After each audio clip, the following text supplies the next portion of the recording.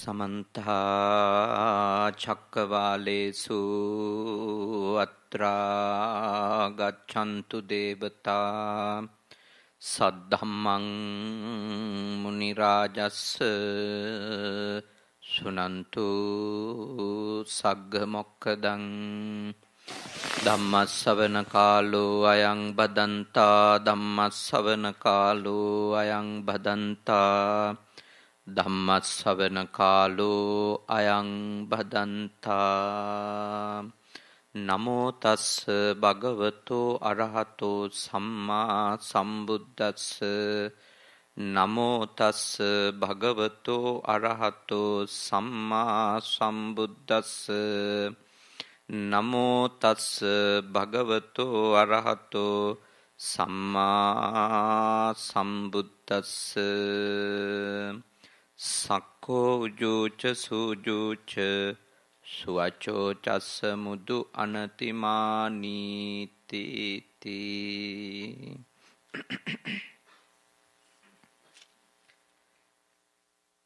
විනිපෙක් බෞද්ධ විහාරස්ථානයේ වැඩ වාසය කරමින් ඔබට ගුරුවරයෙක් ලෙස ඊටම උතුම් ආධ්‍යාත්මික මඟ පෙන්වීම සිදු කරන බොහෝ කාලයක් මේ පළාතෙහි උතුම් ශ්‍රී සද්ධර්මය ප්‍රචලිත කරවන්නට ශාසනය පිහිටුවන්නට අපකැප වෙලා කටයුතු කරන අපේ හිතවත් කල්යාණ මිත්‍ර පූජනීය මත්තුමගල චන්දානන්ද ස්වාමින් වහන්සේගෙන් අවසරයි කාරුණික පින්වතුනි. අපේ අනුරුද්ධ මහත්මයා කාන්ති මෞතුමියගේ ආරාධනාවෙන් මේ විනිපෙග් නුවරට වැඩම කරලා සිද්ධ කරන ධර්මානුශාසනා මාලාවේ අවසාන ධර්මානුශාසනා පින්කමයි ඔබ හැම කෙනෙක්ම සම්බන්ධ වෙන්නේ. අද දේශනාවේ දායකත්වය අරගෙන කටයුතු කරනවා මැනිටෝබා බෞද්ධ මධ්‍යස්ථානයේ දායක සභාවේ හිටපු සභාපතිතුමෙක් වන වජිර මහත්මාණනුත් වරුණී නෝන මහත්මිය සහය පවුලේ හිතවත් පිරිස. එයත්ෝ මූලික අරමුණු කීපයක් තිබෙනවා. විනිපෙග් නගරයේ ජීවත් වෙන සියලුම හිත මිත්‍රාදීන්ට ආශිර්වාද කිරීම. ඒ වගේම මැනිටෝබා බෞද්ධ ආයතනයේ ඉදිරි වැඩ කටයුතු සඳහා සෙත් ප්‍රාර්ථනා කිරීම ආශිර්වාද කිරීම.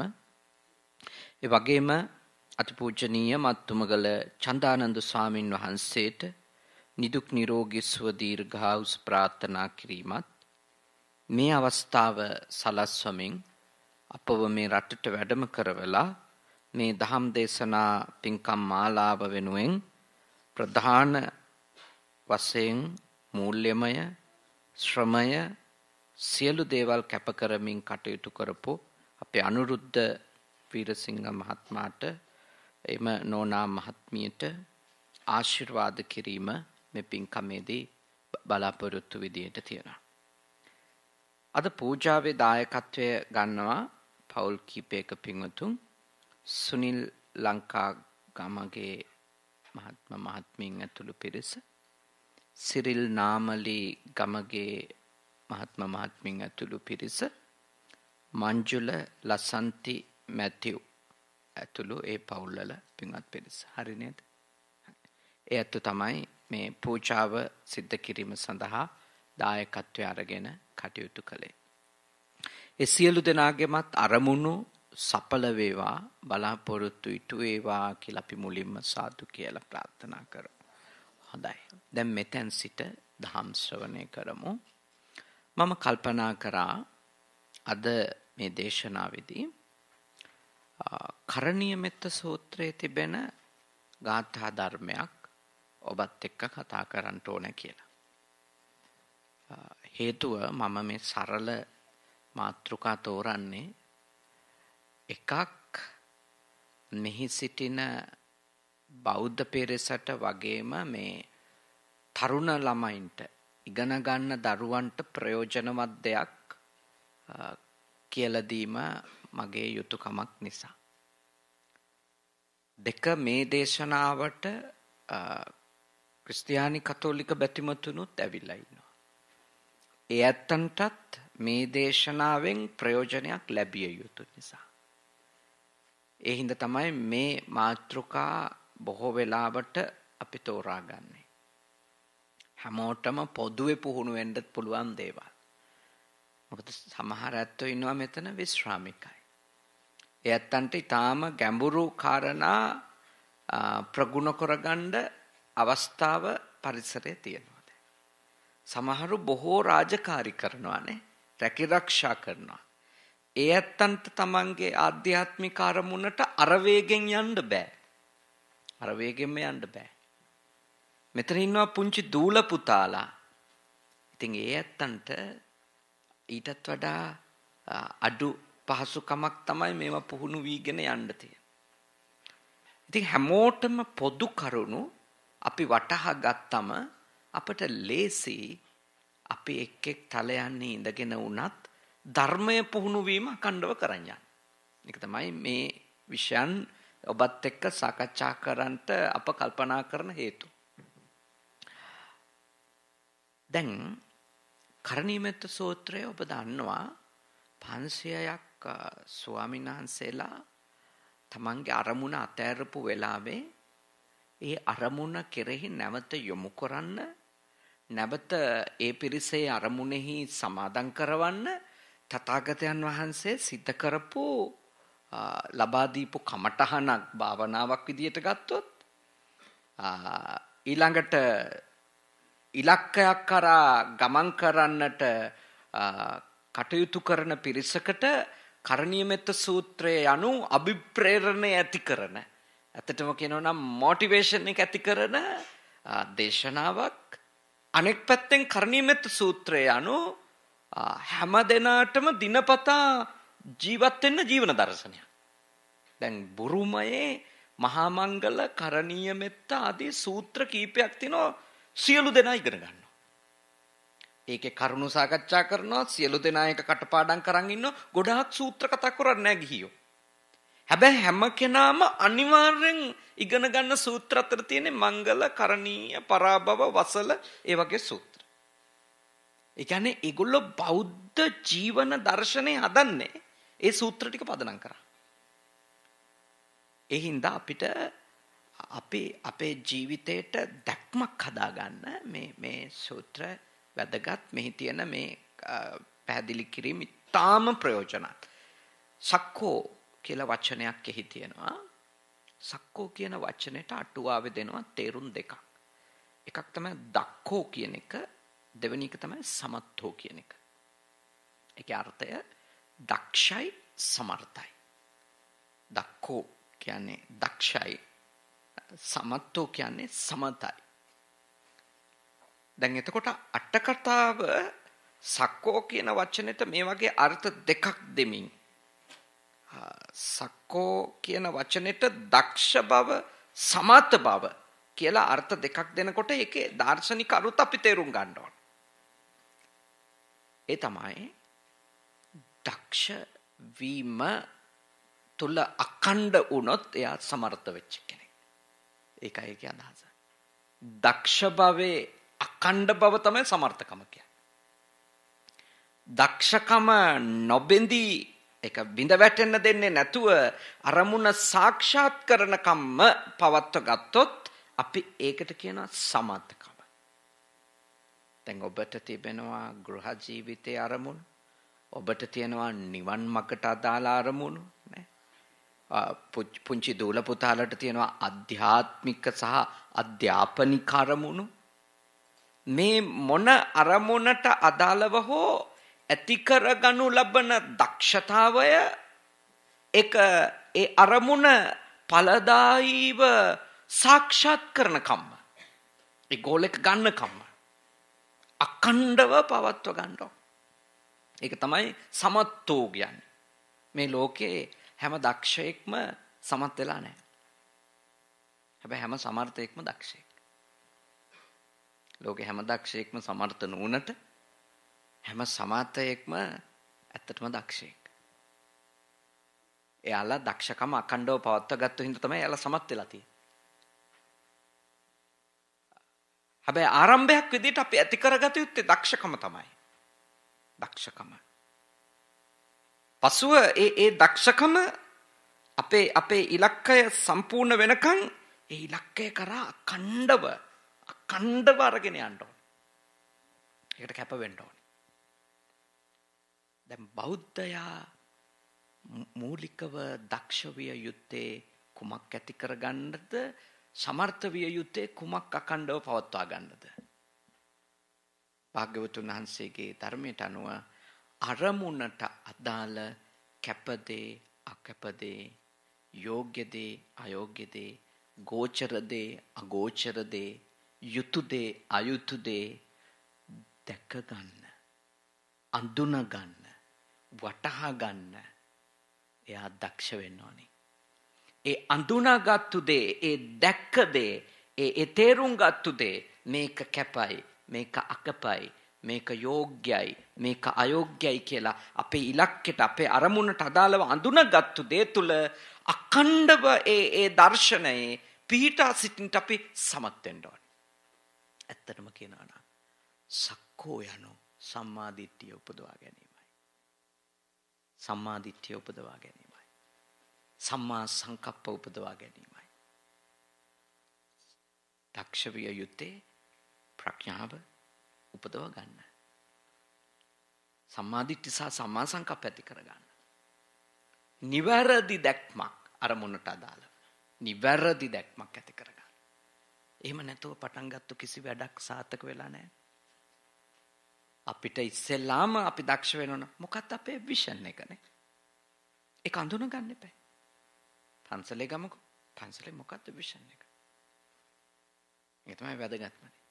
ඒ අඳුනගත්තු ඒ දැක්මට අනුව තමයි අපිට පන්සලේ ක්‍රියාකාරකම් මුදා හරින්න පුළුවන්. ඉස්සෙල්ලාම දකින්න අඳුන ගන්න.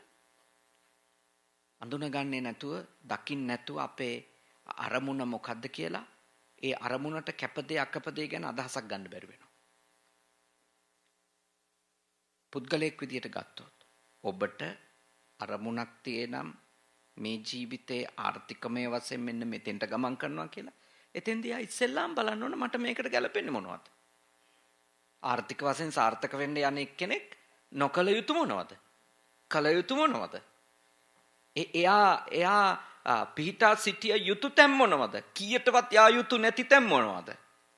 එයාගේ දැක්ම පැහැදිලි කරගන්න ඕන. ඒක ඔබ හැම දිනාටම වැදගත්. ඔබලාගේ පෞල් සංස්ථාවට වැදගත් ඒක. ආර්ථිකයට වැදගත්. ආධ්‍යාත්මික ජීවිතයටත් නේද? දැන් පැවිද්ද වන අපිට දැක්මක් තියෙන පැත්ත දුක යනු කුමක්ද? දුකට හේතුව කුමක්ද? දුකෙන් නිදහස් වීම නම් කුමක්ද? දුකෙන් නිදහස් වෙන්න තියෙන මාර්ගය නම් කුමක්ද? අපේ දැක්ම තමයි වැදගත්ම කාරණේ. ඒක ඉතින් එක සැරයක් දැක්කට මදි. ඒ ඇති කරගත්තු දර්ශනයේම අඛණ්ඩව ඉන්න ඕන.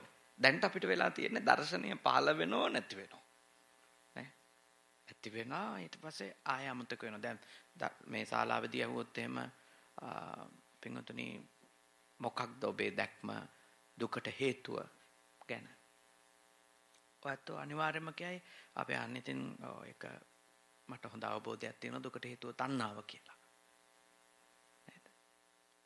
හැබැයි මම කොස්ට්කෝ එකේදී හම්බෙලා ඇහුවොත් මොකද දුකෙන් වගේ? අර මිනිහාගේ වැඩ තමයි ආඳුරන්නේ. මට ආදරේ නැහැ. මම බලාගන්නේ. තේරුණා නේද? ඒ කියන්නේ මට උදව් කරන්නේ මං නැහිනවා තනියෙන්. දැන් එතකොට මෙතන දැක්මයි එතන දැක්මයි එකද දෙකද? දෙකක්. එතකොට එයාගේ දැක්ම දුක් විඳීම සම්බන්ධව දැක්ම දුකට හේතුව සම්බන්ධව දැක්ම මෙතනදී කියන එක ආගමිකයි. මෙතෙන්දි දෙන්නේ ආගමික උත්තරයක්. ඒ ආගමික උත්තර මේ වගේ තැන්වලදී දීලා එළිය වෙන විදිහකට අපි ජීවත් වෙනවා. ඒකයි මම ඔබට කියන්නේ දර්ශනය ඇති කරගන්න දක්ෂ වුණාට වැඩක් නැහැ. ඒ දර්ශනයෙම අපි අකණ්ඩව පිහිටා ඉඳින්න අපි සමත් වෙන්න ඕන. නිවන ඉලක්ක කරනවා නම් මම මේ කිව්වේ නිවන ඉලක්ක කරනවා නම්. නැකෝ දුකට හේතුව මෙතෙන්දී තණ්හාව එළියට ගියාට පස්සේ ග්‍රහය. නේ? ඉතින් කොහොමද වැඩ කරන්නේ? එතකොට අපි මෙතෙන්දී තණ්හාව දුරු කර ගැනීම ගැන ලොකු තියරි කතා කරලා අරේ ගිහිල්ලා කියන මේ ඔක්කොම පානන් මේකට දෙනතුරු ලැබලා මේකට ඒකයි ඔය කකුල් කැඩෙන්නේ. ඉතින් ඒක වෙන එකක් ඒක. තේරුණා නේද? කියන්නේ අපේ විෂන් එක මොකක්ද?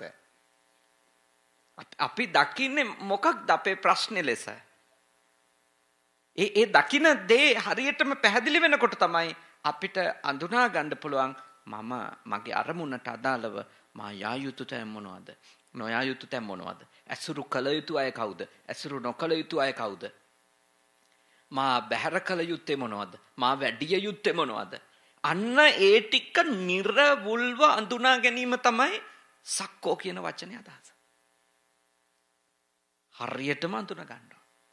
ඒක ආධ්‍යාත්මික ජීවිතයටත් එහෙමයි, සමාජ ජීවිතයටත් එහෙමයි. මොකක් හරි කමනේ ඔබේ ඉලක්කය මොකක් වුණත් ඒ ඉලක්කයට අදාළ කැපදේ අකපදේ ගැළපෙන දේ නොගැළපෙන දේ ඒකේ මොකක්ද අපි ලබා ගන්න යන දේ කියන එක ගැන ඊටාම නිර්වුල් දර්ශනයක්, නිර්වුල් දැක්මක්, නිර්වුල් වටහා ගැනීමක් ඔබ උදා කර ගන්නට ඕන. ඒකට තියෙන ඉතින් නිතර දැන් බුදුදහමට අනුව නම් ඒ දෘෂ්ටිය ඍජු කරගන්න නිතර ඇහුම්කම් දීම නේ. නිතර සාකච්ඡා කිරීම. පොතපතෙන් කියවීම. අපේ සම්මාදිට්ඨිය දියුණු කරගන්න නිවැරදි දර්ශනය අපිට කැපදේ අකැපදේ අඳුනගන්න අහන් ඉන්න ඕනේ හොඳට. අපි කතා කරන්න ඕනේ ඒක ගැන. නේ. ඊළඟට අපි කියවන්න ඕනේ ඒක ගැන ලියවිච්ච දේවල්. කියන්නේ අපේ ඉලක්කයට අදාළ දර්ශනය පිරිපහදු වෙන දේම අපි නිතර කියවන්න ඕන. දැන් මම ටිකක් ඉස්සර ටිකක් දේශපාලනයට බොහොම ඉන්ටරෙස්ටින්. මම බැලුවා දැන් රෂ්‍යාවල විප්ලවය වෙන්න කලින් ලියවෙන නවල්. එතකොට ඒ රුසියානු විප්ලවයට අදාළ පරිසරය හදාගන්න සහ ඊට පස්සේ ඇති වෙන විප්ලවයන්ට අදාළ පරිසරය හදාගන්න සාහිත්‍යයක් බිහි වෙනවා. ඒ සාහිත්‍යය ඇතුලේ තමයි මිනිස්සු මොටිවේට් වෙන්නේ. ඒක ඇතුලේ මිනිස්සුන්ගේ ප්‍රශ්නේ කතා කරගන්නවා හරියට. මිනිස්සුන්ට උත්තරය හොයන්න තියෙන්නේ මොකටද කියලා ඒගොල්ලෝ උත්සාහ කරනවා ඒකේ අඳුන ගන්න සාකච්ඡා කරන්න. ගුරු ගීතේ ගත්තත් අම්මා නව කතාවේ ගත්තත් වානේ පන්නරේ ලැබූ හැටි ගත්තත් ඒ හැම කෘතියක් අස්සෙම අපිට පේනවා ඒගොල්ලොන්ගේ සමාජ දේශපාලනික දර්ශනය මතු කරගන්න බලනවා. ඒ හින්දා හොඳට තේරුම් ගන්න මේ ඕනෑම අරමුණක් සාක්ෂාත් කර ගැනීම සඳහා ඉස්සෙල්ලාම ඒගොල්ලොන්ගේ මොකක්ද දැක්ම කියලා ඒගොල්ලෝ පැහැදිලි කරගන්න ඕන. හාමුදුරුන්ලට නම් භාග්‍යවතුන් වහන්සේ ඉතින් නිවනට අදාළ ඒ පැහැදිලි කරගන්න කිව්වා. නිතර බණ අහලා, නිතර පොතපත කියවලා, දහම් පොතපත ඇසුරු කරලා, සම්මා දිට්ඨිය යනු කොමද්ද කියලා නිතර සාකච්ඡා කළා. මජ්ක්‍ධිම නිකායේ සම්මා දිට්ඨි සූත්‍රයේ මම පොයදා මෙහි සිල් වැඩසටහනේදී පොඩි ආරම්භයක් විදිහට සංවාදයට ලක් කරා. කොටසක් විතරක් ඒකේ. ඒ හිටපු මහරහතුන් වහන්සේලාගෙන් අනිත් ස්වාමීන් වහන්සේලා දිගින් දිගටම ප්‍රශ්න අහලා තිනවා. මොකද්ද සම්මාදිට්ඨිය කියන්නේ කියලා. එක ක්‍රමයක් කියලා දුන්නම් ඒ සූත්‍රයේදී තව ක්‍රමයක් නැද්ද කියලා අහනවා. සම්මාදිට්ඨිය ඇති කරගන්න ඔය දැක්ම ඇති කරගන්න තව විදියක් නැද්ද හිතන්න කියලා ප්‍රශ්න අහනවා. ඒ කියන්නේ එවකට හිටිය නිවන අරමුණු කරගත්තු පිරිසට විශාල උද්‍යෝගයක් තමන්ගේ දර්ශනය පැහැදිලි කර ගැනීම සම්බන්ධව තිබිලා තියෙනවා. ඉතින් ග්‍රහස්ත අරමුණු සපුර ගන්නත් අපේ තරුණ ළමයි ඉන්නවා යුනිවර්සිටි යන ළමයි. මට හිතුණා අද පූජාව අරන් ආවේ ඒගොල්ලෝ කියලා. නේද? හරි ලස්සනයි ඒක. හොඳ යෙදවුමක් නේද? හොඳ යෙදවුමක්. මොකද තව ජෙනරේෂන් එකක් මේ පන්සල් ගෙනියන්න ඕනේ. මේ රටේ බෞද්ධ සංස්කෘතිය අරගෙන යන්න ඕනේ. තව පරම්පරාවක් මම ඉතා සතුටු වුණා. මම දැක්ක නිකන් මැනිටෝබා අනාගතයේ ඉස්සරහට එනවා වගේ. නේ?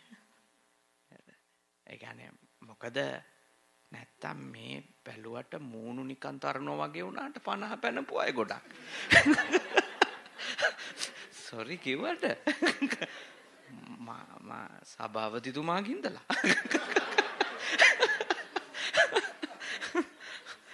මොනෝ හරි යන් වගේ පෙනුනට වයසයි මේගොල්ලෝ. මෙහි වයසයි කියන්නේ 50ට නේ. ඒකයි ප්‍රශ්නේ නේ. හැබැයි මං සතුටු වුණා අර මේ තරුණ ළමයි ටික පුතාලා දූලා ටික මේ මල් ටික අරන් එනකොට ඒක මට විශාල සතුටක් දැනුණා. මේ රටේ තව කාලයක් මේවා කෙරෙයි කියලා. ඒක වැදගත්. අතිශයින්ම වැදගත්. ඒ හින්දා අපි තාම සතුටු වෙනවා. ඔබ හැම කෙනෙකුම මේවා හරහා උත්සාහ කරන්න ඕන කොමකටද? අපේ දැක්ම පැහැදිලි කරගන්න. නිර්වුල් කරගන්න නේ. කොයි වයසේ හිටියත් අපේ දැක්ම නැත්තම් මේව ගමන යන්න බැරි වෙනවා. ගමන යන්න බැරි වෙනවා.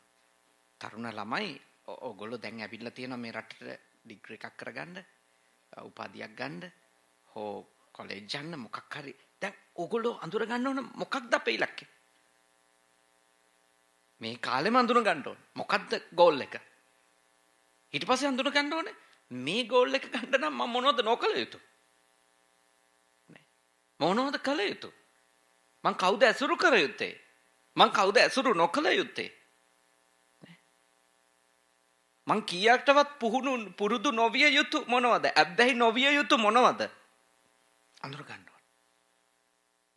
නැත්තම් මේ වගේ රටක ඉලක්කයක් සාක්ෂාත් කරන්න අමාරුයි. මොකද හරි විශාල දැනුම් සම්භාරයක් හරි වේගවත්ව ඔබගේ ජීවිතයට ලං කරනවා. ඒක තේරුම් ගන්න ලේසි නෑනේ. ලංකාවේ අපේ වගේ රටවල් හරිම ස්ලෝනේ අපි. හැබැයි මේවයි විශාල වීරියක් දරන්න වෙනෝනේ ඉගෙන ගැනීම කියන එකට. විශේෂයෙන්ම ලංකාවේ ඉගෙනගෙන මෙහි පශ්චාත් උපාධි වලට ආපු අයට විශාල මහන්සියක් දරන්න වෙනවා. මොකද හේතුව එච්චරටම වේගවත් මෙහි පරිශ්‍රය. අප්ඩේට් වීම බොහොම ඉහළයි නේ. ඒ හින්දා හරියටම තමන්ගේ අරමුණ සහ අරමුණට උපකාරවත් දේ කරදර දේ අඳුන ගන්න. එතකොට ඒ අරමුණේ ඉන්න පුළුවන්. ඒකයි මේ කියන්නේ. ඒ අරමුණේ දිගටම ඉන්න පුළුවන් මේ අඳුනා ගැනීම හරියට කරොත්. ගෘහ ජීවිතෙත් එහෙමමයි. නැත්තම් පටන් ගන්නේව කොච්චර කෙටි කාලෙද යන්නේ? නේද? පටන් ගන්නේව කොච්චර කෙටි කාලෙද යන්නේ? මා දකිනවා සිංහල ව්‍යාපාර කියන ඒවානේ ලංකාවේ. ගත්තත් ඒවා මේ පටන් ගන්නවානේ. නුවර පාරේ මන් නිතර යනවානේ.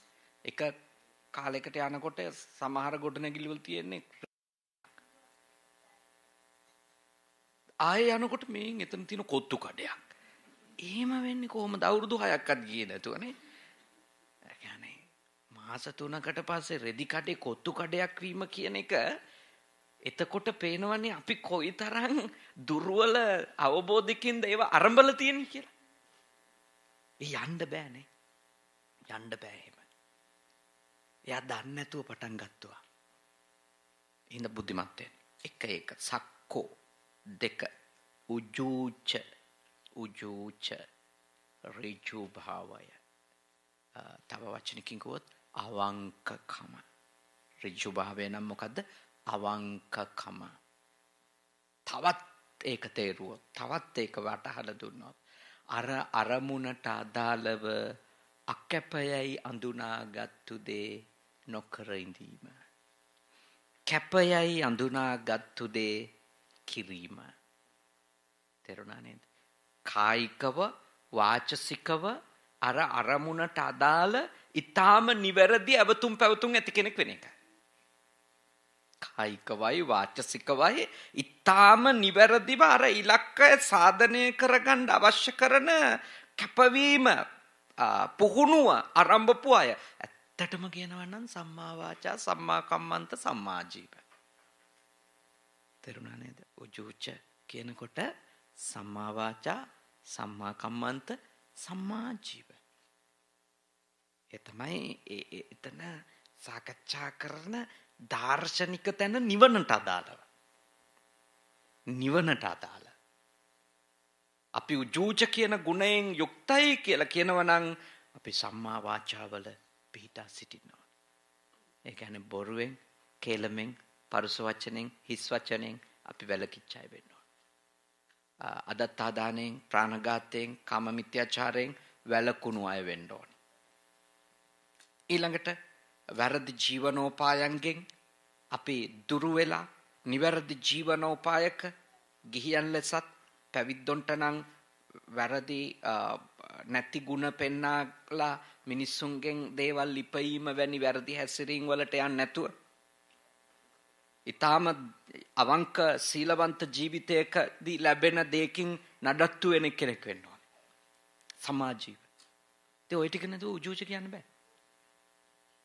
උජූච කියන්න බෑ ඔය ටික නැතුව නිවන් මාර්ගට දාලා. ආර්ය මාර්ගයේ සීලය උජූච කියන්නේ නේ. උජූච කියන්නේ ආර්ය මාර්ගයේ සීලය. සාමාන්‍ය ජීවිතේට එනකොටත් ඉතින් උජූච කියන්නේ අර අරමුණට හොඳ නැහැ කියලා අඳුනගත්තුවා නොකරින් එක තමයි. හොඳ ටික කරන එක.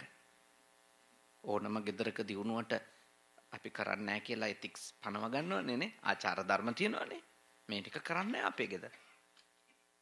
විවාහ වෙනකොට තියෙනවනේ අඳුනාගත්තු ආචාර ධර්ම ටිකක් දෙන්න සාකච්ඡා කරපු.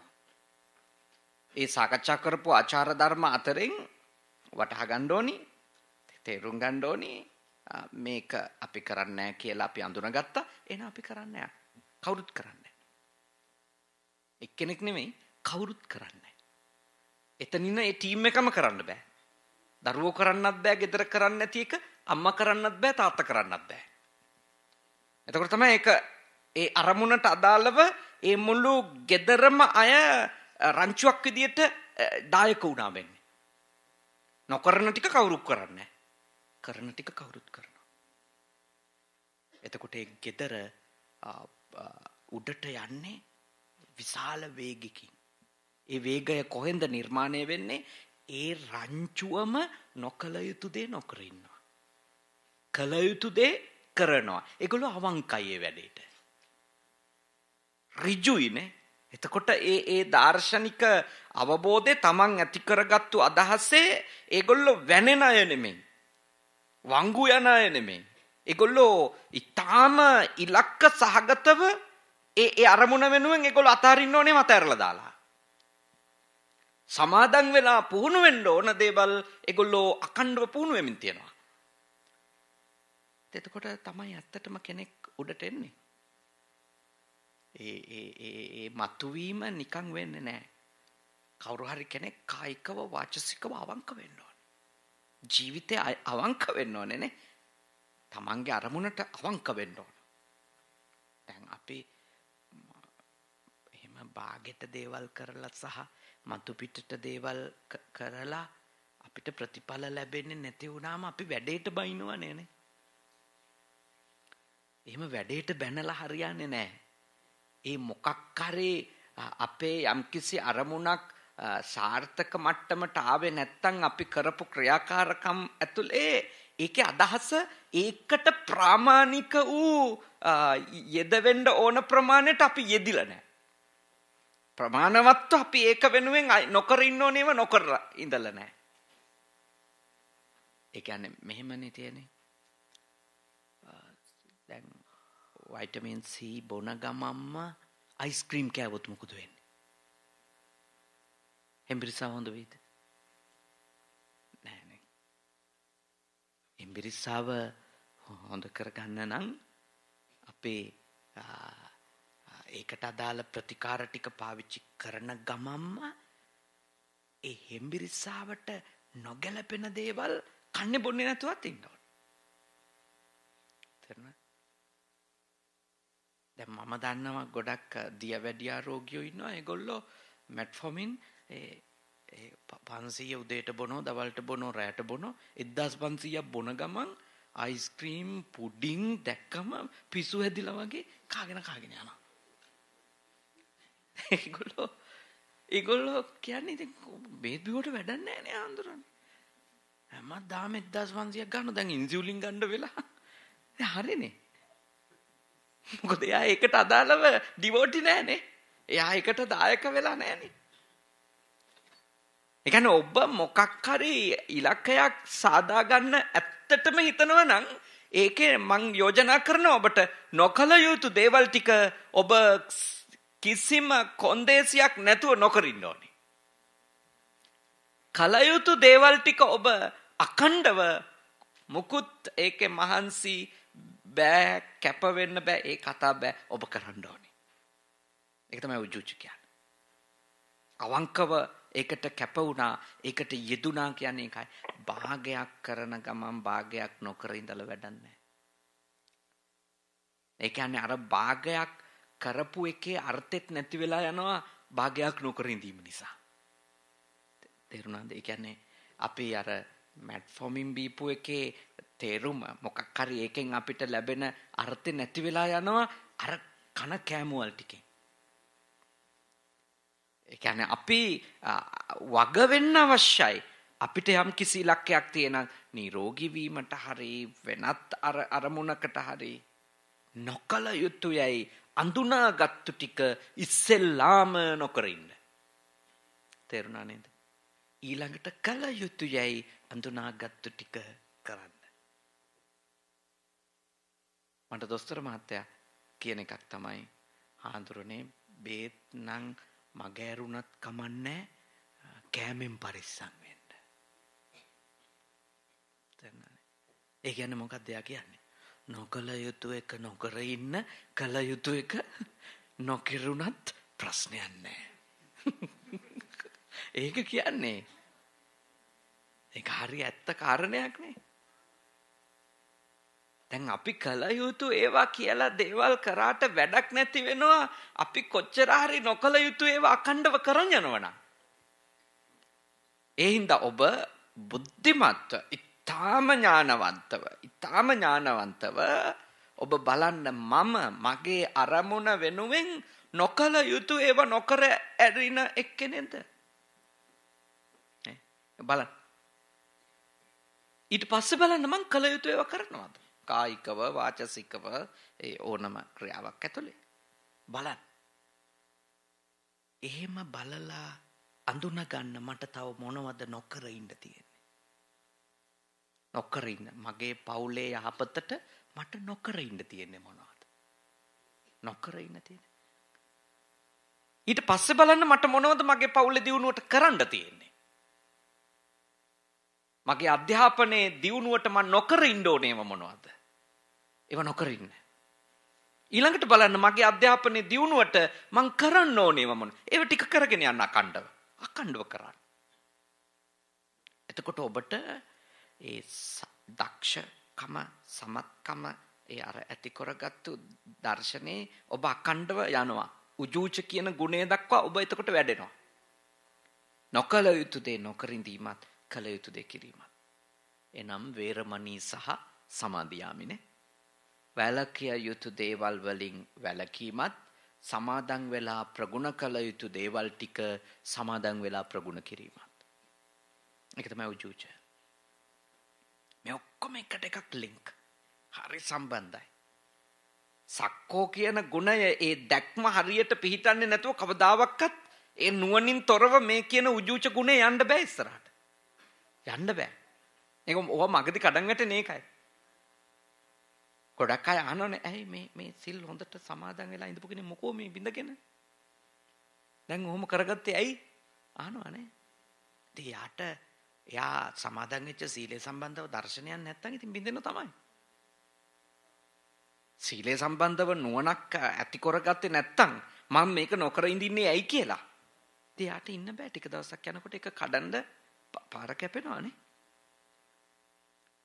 කඩන්න හේතු ආපු දවසට එයාට ඒ පරිසරයේදී කඩා ගන්න නැතුව ඒක ආරක්ෂා කරගෙන යන්න බැරි වෙනවා. ඉතින් හොඳට තේරුම් ගන්න. ඔබට අඛණ්ඩව යම්කිසි කාරණාවක ප්‍රගුණ කිරීම අවශ්‍යයි නම් ඉස්සෙල්ලාම නුවණින් වටහා ගන්න මොකද්ද ඕන නැත්තේ. ඊට පස්සේ ඒක දිගටම යන්න. ඔබට මම මේ තනි වචන ඒකේ උපරිමයට කතා කරනවා ඈ. ඒ කරන්නේ මේක මේ පත්තියම් කරවන්න ඕනේ ඉඳා. එතකොට තමයි ගැලවෙන්න බැරි. වොෂ්රූම් ගියත් මතක් වෙනවා මේ කිව්වේ මොකද්ද කියලා. ඒක තමයි මම කරන්නේ. ඒ තේරුම් ගන්න කොටස එක උපරිමයටම විවිධ උපායන් යොද මම ඔබගේ ඇතුළට මේක කවද්දවල තමයි මේ කටයුතු නිම කරන්නේ. එතකොට ඔබට ඒක සම්පූර්ණ වැටහුණා වෙනවා. එතකොට ලේසි. අඩුම පුහුණුනේ නැත සම්පූර්ණ දන්නවා ඔබ ඒක. මොකද්ද මේ කතාවේ තියෙන අගමුල කියලා. එහෙනම් උජූච ගුණය හරිම වැදගත් අපේ පුහුණුවේ වේරමණී වැලකිය යුතු කොටසින් අඛණ්ඩව වැලකෙන්න සමාදන් වෙන කොටස අඛණ්ඩව සමාදන් වෙන්න. අඛණ්ඩව සමාදන් වෙන්න. සමාදන් වෙන කොටස කියන්නේ කරන කොටස. කරන කොටස අඛණ්ඩව කරන්න. නොකර ඉන්න කොටසේ අඛණ්ඩව ඔබ ඒ දෙෙහි නොයදී ඉන්න. ඒක අවබෝධයෙන් එන්න දෙන්න. දර්ශනයෙන් එන්න. නුවණින් එන්න. නුවණින් ආවන් ඉන්න ලේසි. නුවණින් නැතුව ආවොත් ඉඳ අමාරුයි. ටික දවසක් යනකොට ඒක Tamanටම අසහනයක් වෙනවා.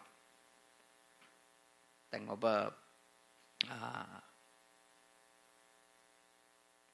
වෙජිටේරියන් කෙනෙක් වෙන්න තීරණයක් ගත්ත කියමුකෝ. ඔබ තීරණයක් ගත්ත කියමු වෙජිටේරියන් කෙනෙක්. ඒක ගැඹුරු දැක්මක් ඇතුලේ තමයි ඔබ එන්න ඕනේ එකට. ඒක මේ කාලේ ට්‍රෙන්ඩ් එකක් හින්දා නේද? මේ කාලේ පොඩි ෆැෂන් එකක් නේද? මොකද ලෝකේ බොහෝ අය වෙජිටේරියන්. ඒ හින්දා ඔබ වෙජිටේරියන් වෙන්න එපා. සිංහල අය නම් වෙජිටේරියන් වෙන්නේ ඒව හින්දා නෙමෙයි. අපල බාරහාර ඒ වගේ ප්‍රශ්න හින්දා ඒගොල්ලෝ මොකක් හරි heart attack එකක් වගේ ආවොත් ඉස්සෙල්ලාම බෝධියට ගිහිල්ලා කියන්නේ මින් මතුවට මස් මාළු නොකමි සනීප කර දෙනසේක්වා. බෝධිය නිකන් හරි බයිපාස් එක හරියට කරලා අලුතින් පෑල් ටික බද්ධ කරලා එයා සනීප වුණොත් එයාට ඊට පස්සේදී මස් මාළු කන්න බැරි වෙනවා. එයාට ඒක කන්න බැරි වෙන්නේ දොස්තර එපා කියපු හින්දා නෙමෙයි. එයා අතන බාරයක් වෙලා ඉන්නවා. ඉතින් ඒගොල්ලෝ ඉතින් ඊළඟට කොස්කෝ එක පෙල්ල හොයනවා චිකන් රස ඇති සෝයා මීට් නැද්ද? දැල්ලෝ රස ඇති සෝයා මීට් නැද්ද? ලංකාවේ හොයනවා දඩයම් බට්ටා, දඩයන් රහ, දඩමස් රස ඇති සෝයා මීට් නැද්ද? ඉතින් දඩයම් බට්ටා මොකටේ? මසත ඇරපු මිනිහන්න. නේද? තේරුම් ගන්න. ඒ කියන්නේ දැල්ලෝ නැහැනේ. දැල්ලෝ ඇතහැරියා නම් මොකටද? දැල්ලෝ රස මොකටද? ඇතහැරිය දැල්ලෝ නම් ප්‍රශ්නේ නුවණක් නැතුව එන සිල් තියනවානේ. පස්සේ හරි කරදරයි. තේරුණානේ? නුවණක් නැතුව සමාදන් වෙන සිල් පස්සේ වදයක් ඒක. මොකකින් හරි ඔබ වලකිනවා නම් ඒ වලකින්න ඕනි දර්ශනයක් ඇතුවමයි. දර්ශනයක් ඇතුව වැලකිච්ච දේ අකණ්ඩව ඉන්න පුළුවන්. ඒක 아무තු අසහනයක් නෑ එතකොට. තේරුණා නේද? දැන් මම ගිහි කාලේ චූටි කාලේ අටසිල් අර ගන්න යනවානේ පන්සලට. ඉතින් අටසිල් ගන්න යන ප්‍රධාන හේතුව තමයි එදාට පන්සලේ රාට කන්න දෙනවා. හරි රාය. ඒවට ආසයි. නේ? ඉතින් ඒ කෑමෙන් පස්සේ මට ඒ සිල් කරදරයි. ඒක හරි වදයක් ඒක. අනිත් එක ඒ කියන්නේ මම ඒ සිල් ටික සමාදන් වෙන මේ අදහසම වෙන එකක් නිසා මට එතන ඒ කරන වැඩ ඔක්කොම කෘතිමයිනේ. වෙන දැවිද්ද විදිහට ඇවිදින්න නැතුව අමුතුවට ඇවිදිනවා. නේ? කතා කරන්නේ අමුතුවට. දැන් ඒක හරි කෘතිම එකක් වෙනවා. මොකද ඒක මං අවබෝධයෙන් ඇවිල්ලා නැත්තින්දා. තේරුණාද? මම මොකකට හරි එන්න ඕනි කරන්න ඒක හොඳටම තේරුම් අරන්. එතකොට මට ලේසි ඒක ඉන්න එක. දැන් බලන්න ඇත්තටම ගොඩාක් අය අටසිල් අරගෙන හැන්ද වෙනකොට ඒගොල්ලන්ට උණ හැදිලා වගේ නිකන්. හොඳට බලන්නකො මූණ නිකන් උණ හැදලා තනිප වෙච්ච වගේ හරි අමාරුවෙන් නේ. හේතුව ඒක සමා වෙන්නේ ඒක අර ඒක કૃතිමව ගන්න අපි එකයි. ඒ කියන්නේ ඒක કૃතිමව ගත්ත ගමන් ඒකේ දවසක් කින එක අමාරුයි. තේරුණා නේද? ඒ දවසක් කින එක අමාරුයි ඒක. මාන්සි. දැන් අපිට අපි සමාදන් වෙච්ච සීලය මහන්සි නැති වෙන්න නම් නේ බරක් නැති වෙන්න නම් ඒක අපි වටහාගෙන අපි ඒක නොකරනවා කියලා තීරණය කරන්න ඕනේ එච්චරයි. යමක් වටහාගෙන ඇයි නොකර ඉන්න ඕනි කියලා ඒක නොකර ඉන්න ගියාම ඉවරයි. එතකොට ලේසි. ඒක අමුතු නෑ. ඒක ඇතුලේ මහා මාන්සියක් කැපවීමක් අමුතු රංගනයක් මුකුත් කරන්න ඕනේ. යා තේරුම් අරන් ඉන්නවා ඒක නරකයි කියලා ඉතින් කරන්න එච්චරයි. යමක් තේරුම් අරන් තියනවා මේක හරි හොඳයි මේක කරන්න ඕනේ වැඩක් කියලා ඒක කරනවා. ඉතින් එතකොට මම මේක කරනවා කියෝ යන්නෙත් නැහැ. මොකද ඒක මහන්සියෙන් කරන දෙයක් නෙවෙයි. ඒක සාමාන්‍ය ජීවිතය කරනවා. ඒක වටහාගෙන ඒක හොඳයි කියලා. තේරෙනවද පන් කියන එක? දැක්මක් දර්ශනයක් නැතුව ඇතිවෙන උජූච කියන ගුණයේ අපි අඛණ්ඩව ඉන්නේ නැහැ. සක්කෝ තුලින්මයි උජූච නිර්මාණය වෙන්න ඕන. ඒකයි මේ මෙතන කතා කරන න්‍යායාත්මක කාරණේක. දාර්ශනික කාරණේක. සක්කෝ තුලින්ම උජූච නිර්මාණය වෙන්න ඕන. ඒ ගැඹුරු පුළුල් දැක්ම විසින්ම අපේ සීලය නිර්මාණය වෙන්න ඕන. සම්මා දිට්ඨි සම්මා සංකප්ප තුලින්ම සම්මා වාචා කම්මන්ත ආජීව මතු වෙන්න ඕනි. නැත්නම් ඒව දිගට යන්න බෑ. ඒව වද වෙනවා. ඒව කරදරකාරී වෙනවා. ඒව නිකන් හිරගෙවල් වල අපි කොටු වුණා වගේ වෙනවා. මං හිතනවා ඔබට දැන් මුල් දෙක පැහැදිලි කියලා. මුල් කාරණා දෙක. ඊළඟට සූජූච. සූජූච කියනකොට තා ටිකක් ඩෙවලොප් වෙලා. තව ටිකක් ඒකේ උඩට සංවාදනයක් පේනවා නේ. මොකද්ද? අර නොකර ඉන්න ටික රහසින්වත් කරන්නේ. කරන ටික කවුරු බලන් නොහිටියත් කරනවා. තේරුණාද? ඒක තමයි සූජූච කියන්නේ. ඒකට කියන මොකද්ද? මනා ඍජු බව, මනා අවංක බව. ඒක නොකර ඉන්න ටික රහසින්වත් කරන්නේ. කරන ටික කවුරු බලා නොහිටියත් ඒ ටික කරනවා. ඒ මොකද? ඒක දර්ශනයක් ඇතුළේ ඇති කරගත්ත සීලයක්. දර්ශනයක් ඇතුළේ ඇති කරගත්තු ප්‍රතිපත්තියක්. මතක තියාගන්න. උජූච වලට අර්ථයක් හම්බෙන්නේ සූජූච තිබුණොත් විතරයි.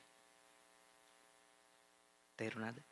දක්ෂකමට අර්ථයක් හම්බෙන්නේ මොකක් තිබුණොත්ද? සමර්ථකම තිබුණොත්. ඒ වගේමයි උජූච වලට ඒ කියන්නේ ඍජු බවට අවංක බවට අර්ථයක් හම්බෙන්නේ. ඒක හොඳ තේරුමක් ඇති එකක් වෙන්නේ සූජූච තිබුණොත්. ඒක වේ මනාවංක බව තිබුණොත්. නැත්නම් අවංක වුණාට විතරක් ප්‍රශ්න විසඳෙන්නේ නැහැ. මනාවංක වෙන්න ඕනේ. ඒ කියන්නේ තවත් කිව්වොත් ඒක මෙහෙමයි. එලිපිට නොකරන පව් රහසිනුත් නොකර ඉන්න ඕනේ. එලිපිට නොකරන පව් රහසින් කරනකොට අර එලිපිට නොකර ඉඳපු එකේ ඵලය නැති වෙනවා. තේරුණා නේද? يعني එලිපිට යමක් ඔබ නොකර ඉන්නේද ඒ රහසිනුත් නොකළ යුතුයි. මොකද ඒ රහසින් නොකර ඉන්න පටන් ගැනීම ඇතුලේ තමයි අර එලිපිට එකට තේරුම හම්බ වෙන්න පටන් ගන්න. මොකද නැත්තම් මේ හිත කියන එක හරි වෙනස්. හිත අපිට එහෙම වංචා කර ඉන්න දෙන්නේ නැහැ. අපි වෙලිදරව් කරනවා. කියන්නේ එලිපිට නොකර ඉන්නේවා රහසින් අපි කරනකොට කොයි වෙලාවෙ හරි හිත කරන්නේ අපි වෙලිදරව් කරනවා. හිත අපිව අනිත් අය ඉස්සරහා නිර්වත් කරලා දානවා. ඒකයි කවදාවත් අතර ළමයෙකුට උපදෙස් දෙනකොට gederදී කරන්න එපා කියන, ඒ කියන්නේ එළියදී කරන්න එපා කියන දෙයක් තියෙනනම් ඒක gederදී කරන්න එපා කියලාම කිය යුතුයි. තේරුණා නේද? අපිට මෙහෙම උපදෙස් හම්බෙලා තියෙනවා. ගේ ඇතුළේ දේවා කොහොම කෑවත් කමන්නේ එළියදී නම් ඔහොම කන්න එපා. පොෂුතියට කන්න ඕනේ. ඉතින් අපි මං ඔබෙන් අහන්නේ එළියේදී කන වෙලාවල් කොච්චර පොඩ්ඩද මාසෙට තියෙන්නේ නේ? සමහරට අපි එළියට ගිහිල්ලා එළියේ සමාජ කණ්ඩායමක් එක්ක කැම කන්නේ මේ මාසෙටම එක දවසයි. නේ උත්සව අවස්ථාවක. නැත්නම් මේ වගේ බණකනේ. දැන් ගෙදරදී තමයි වැඩි වේල් ගානක් අපි කන්නේ. ඉතින් ගෙදර අයත් එක්ක අපි කැම කනකොට තාලු මාර චාපු ගගා සුරු ගගා ඇවිද දකින්න එක බෙදා ගනිමින් අපි එහෙම අසිෂ්ට කෑමක් කාලා අපිට උපදෙස් හම්බෙනවා එළිය ගියාම ලස්සනට කන්න. මතක තියාගන්න. කෑම දැක්ක ගමන් අපේ අර සතා නැගිටිනවද නැද්ද? නැගිටිනවා. ඒක අනිවාර්යයි. නවත්තන්න බෑ. අර ඇතුලේ ඉන්න සත්වයා එළියට පයින්නවා. මොකද ඕක අර ගම්වල කියන්නේ කාට බොරු කරත් හිතට බොරු කරන්න බෑ කියලා. හිත දන්නවා මෙයා කෑමත් එක්ක ඇසුර නැහැ. මෙයා කෑම එක්ක වැඩ කරන ඇත්ත විදිය කොහොමද කියලා හිත දන්නවා. ඒ ඇත්ත විදිය කියන්නේ ඇත්තටම හොරෙන් ඒ කියන්නේ කාමරේ ඉන්න වෙලාවෙදි වැඩ කරන විදිය. තේරුණා නේද? ඒ කියන්නේ හිත අඳුනගන්නේ අපි එළියේදී කරන වැඩ නෙවෙයි. හිත අඳුනගන්නේ අපි උපායන් සලස ඇතුළේදී කරන වැඩ.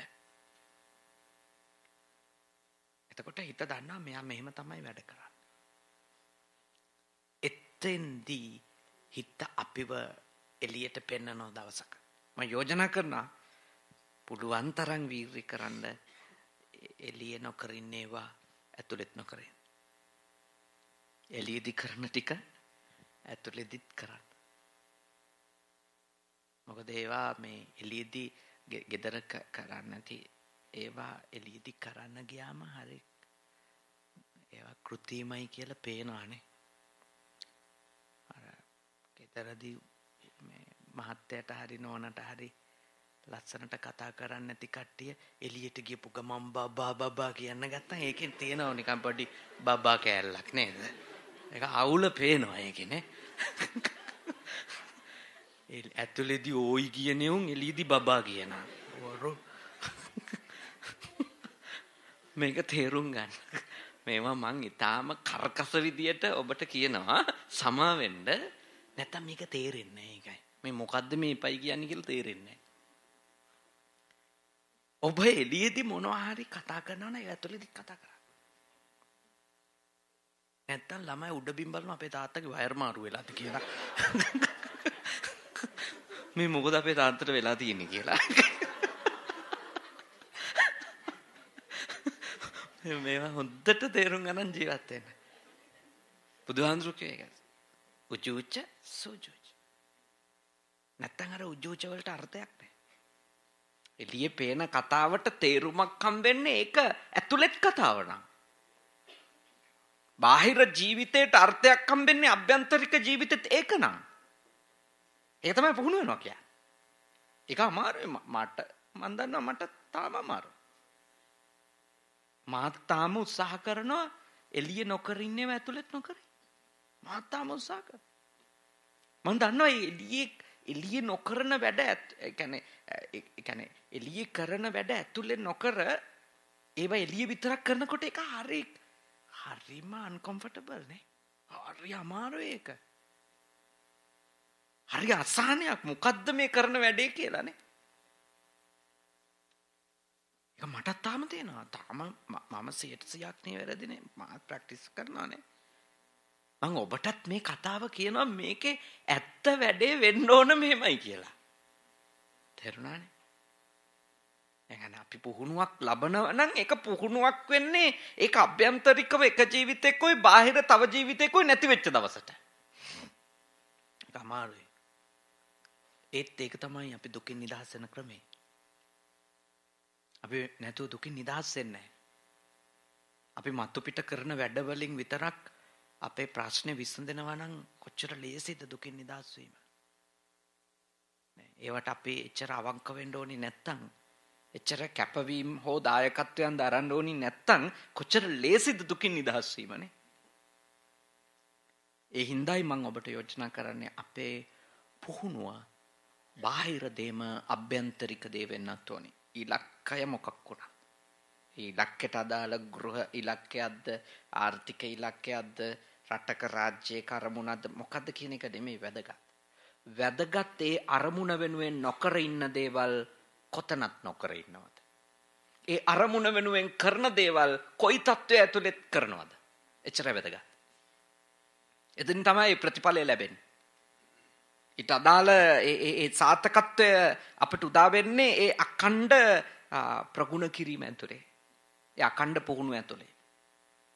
උජුච සුජුච බවට පත් වෙන්න ඕන. ඒකයි තථාගතයන් වහන්සේ රහසින්වත් පව් නොකලසේක කියන්නේ. රහසින්වත් පව් කරා නම් එහෙම කවදා හරි දවසක උන්වහන්සේගේ දුසිල්වත්කම එළිදරව් වෙනවා. කවදාවත් උන්වහන්සේගේ දුසිල්වත්කමක් එළිදරව් නුනේ උන්වහන්සේ එලිපිට නොකරපු ටික රහසින්වත් කරපු නැති නිසා. තේරුණා නේද? එහෙනම් උන්වහන්සේට කෘත්‍රිමව රංගපාන ජීවිතයක් තිබුණේ නෑ. උන්වහන්සේ හරි සැහැල්ලුවෙන් ලෝකේ වැඩ ඉඳපු උත්තමයා. ඒ සැහැල්ලුව දැනුනේ කොහමද? උන්වහන්සේට හංගන්න දේවල් නෑ. අපේ මූණුවල තියෙන කෘත්‍රිම භවයේ පදනම මොකද්ද? හංගන්න දේවල් තියෙනවා. වහගන්න දේවල් තියෙනවා.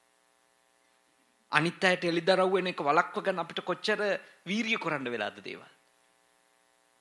පැය ගාන ආවරණය කරගෙන ආපහු එන්න අපේ ගුහාවටනේ. තාම හොඳින් තේරුම් ගන්න. ඔබ නොකර ඉන්න යමක් තීරණය කරොත් ඒක දිගටම නොකර ඉන්න. කරන්න යමක් තීරණය කරොත් ඔබේ ඉලක්කයට අදාළව අඛණ්ඩව කරන්න. එතකොට තමයි ඵලය ලැබෙන්නේ. දැන් ඔබට කරුණු තුනක් මම හිතනවා නිරවුල් කරගත්තා. සක්කෝ උජුච සුජුච. එතකොට මට නැවත කියන්න ඕනේ යමකට අර්ථය හම්බෙන්නේ අනිත් එකත් එක්ක කියලා. යමකට අර්ථය හම්බෙන්නේ අනිත් එකත් එක්ක. දැන් අපි සක්කෝ කියන ගුණය ඇති කරගත්තු බවට අපෙන් ප්‍රකට වෙන්නේ අපි උජූච වුණොත්. උජූච කියන ගුණය අප ඇති කරගත්තු බවට අපිට ඒක සාක්ෂියක් ලැබෙන්නේ අපි ගාව සූජූච ගුණයක් තිබුණොත්. තේරුණා නේද? නැත්තම් අර මුල් එකට තේරුම් එන්නේ නැහැ. එකට එකක් සම්බන්ධ වෙලා තියෙනවා. හරි. ඊළඟ එක තමයි සුවචෝ චස්ස. සුවචෝ චස්ස. කීකරුකම නේ? කීකරුකම. කීකරුකම ගැන අපි එදා ටිකක් සාකච්ඡා කරා මේ අපේ කතෝලික පින්වතුන් සංවිධානය කරපු චර්ච් එකේ ප්‍රෝග්‍රෑම් එකේදී නේ. ඒකදී අපි කතා කරා මොකද්ද කීකරුකම? සෝවචස්සතා කියලා එදා කතා කළේ නේ. අද කරණීයමෙත්ත සූත්‍රයේදී අපිට ඒක හමු වෙන්නේ සුවචෝ චස්ස කියලා. කීකරුකම. මම ඔබට සිහිපත් කරනවා කීකරුකම නම් නොහැකියාව තුළ කෙනෙකුට දේවල් නොකර ඉඳ වීම නෙමෙයි. කීකරුකම නම් නොහැකියාව නිසා දේවල් නොකර ඉඳ වීම නෙමෙයි. දේවල් වල අයහපත් බව වටහා ගැනීම නිසා කොයි වෙලාවකවත් කොච්චර අවස්ථාව තිබුණත් දේවල් නොකර ඉඳීමයි. තමයි කීකරුකම. දේවල් වල අයහපත් බව වටහා ගත්තට පස්සේ ඒ අයහපත් දේ කොච්චර අවස්ථාව ලැබුණත් කොයි වයසේදීවත් නොකර ඉඳීමට කියනවා මොකද්ද? සෝවචස්සතා කීකරුයි. ඔකේ සම්ප්‍රදායික අර්ථය නම් වැඩිහිටියන්ට ළමයි වැඩිහිටියන්ට කීකරු වෙන්න ඕන නේ. ගුරුවරුන්ට ශිෂ්‍යෝ කීකරු වෙන්න ඕනි. පොඩි හාමුදුරුවලා ලොකු හාමුදුරුවන්ට කීකරු වෙන්න ඕනි. ඒකෙම තව කොටසක් විදිහට සැමියාට බිරිඳ කීකරු විය යුතුයි.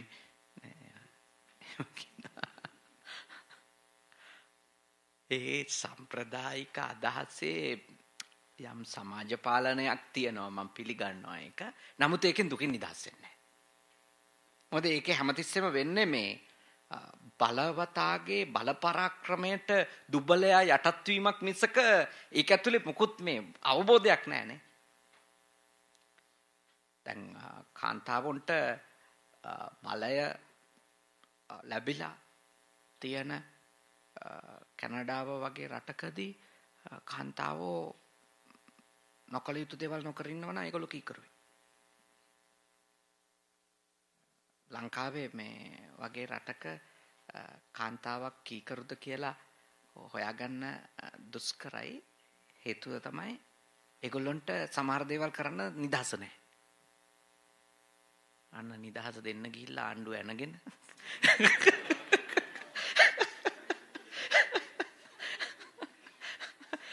දාය වෙනකම් බාර්වල වැඩ කරන්න දෙන්න ගිහිල්ලා නාගත්තා. අවුරුදු 3ක් විතර සන්තෝෂෙන් ඉඳ තිබිච්ච එක නැති කරගෙන නේ නිවුස් බැලුවන් තේරුණා වෙච්ච වැඩේ කියලා. ඒ කියන්නේ ඒ තේරුම් ගන්න හරියට. ඒ කියන්නේ ලංකාව වගේ රටක කවුරු හරි කීකරුද නැද්ද කියලා හොයාගන්න එක දුෂ්කරයි. මේ වගේ රටක කවුරු හරි කීකරුද නැද්ද කියලා හොයාගන්න එක ලේසියි. ඇයි හේතුව? නිදහස තියෙනවා. ඔක්කොම දොරවල් ඇරලා දාලා තියෙනවා. වැරදි කරන්න ඕන නම් වැරදි කරන්න පුළුවන්.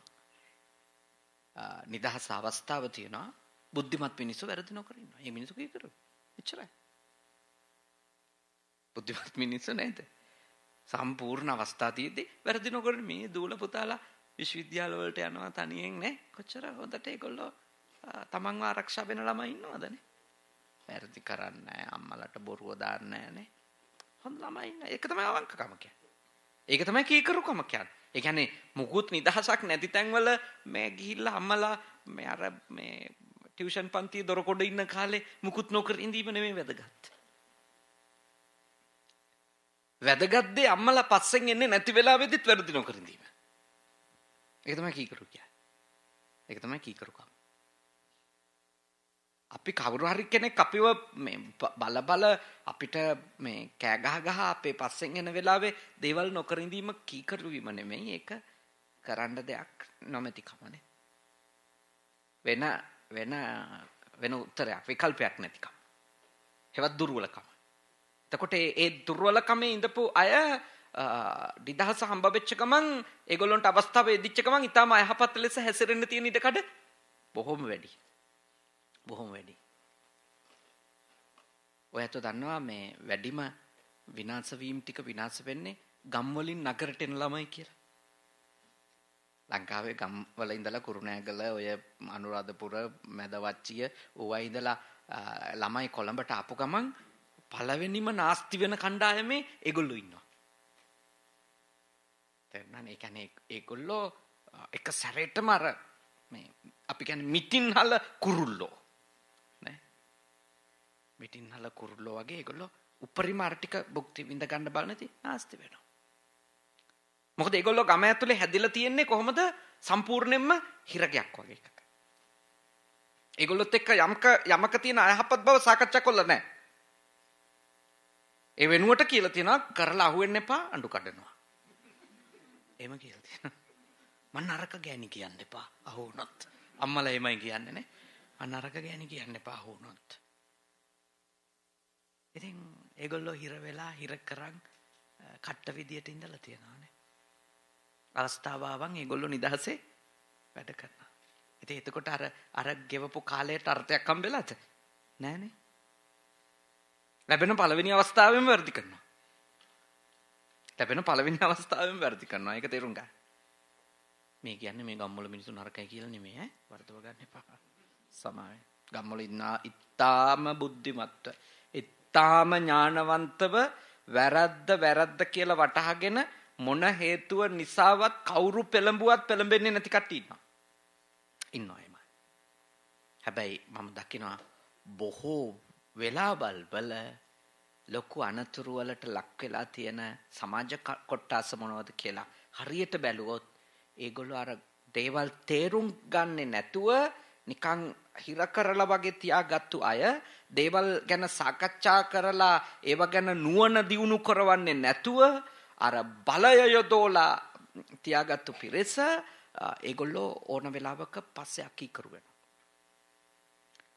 මම ඔබට යෝජනා කරනවා ඔබගේ ජීවිතේ යම්කිසි දේවල් ප්‍රමාණයක් වටහා ගත්තට පස්සේ මේව නරකයි කියලා ඒවට නොකර ඉඳීමේ කීකරුකමට වයසක් නැහැ. වයසක් නැහැ. දැන් මේ ඉන්න මහත්තුරුන්ට කීකරු වෙන්න ඕනි නෑ කියලා එකක් නෑ. කීකරු වෙන්න ඕනේ මහත්තුරු. වැඩිහිටියොත් කීකරු වෙන්න ඕනේ. හාමුදුරුවරු වෙච්ච අපිටත් කීකරු වෙන්න තියෙනවා. පොඩි දරුවොත් කීකරු වෙන්න ඕනේ. කවුරුත් කීකරු වෙන්න ඕනේ. කීකරුකම බුදුහාමුදුරුවෝ දේශනා කළේ මේ එක පිරිසකට විතරක් නෙමෙයි. හැමෝටම. හැමෝම කීකරු වෙන්න ඕනේ. හැමෝම ගාව සෝවචස්සතා නේ සෝවච බව කීකරු බව පවතින්න ඕනි. ඒ මොකද්ද කීකරු බව කිව්වේ?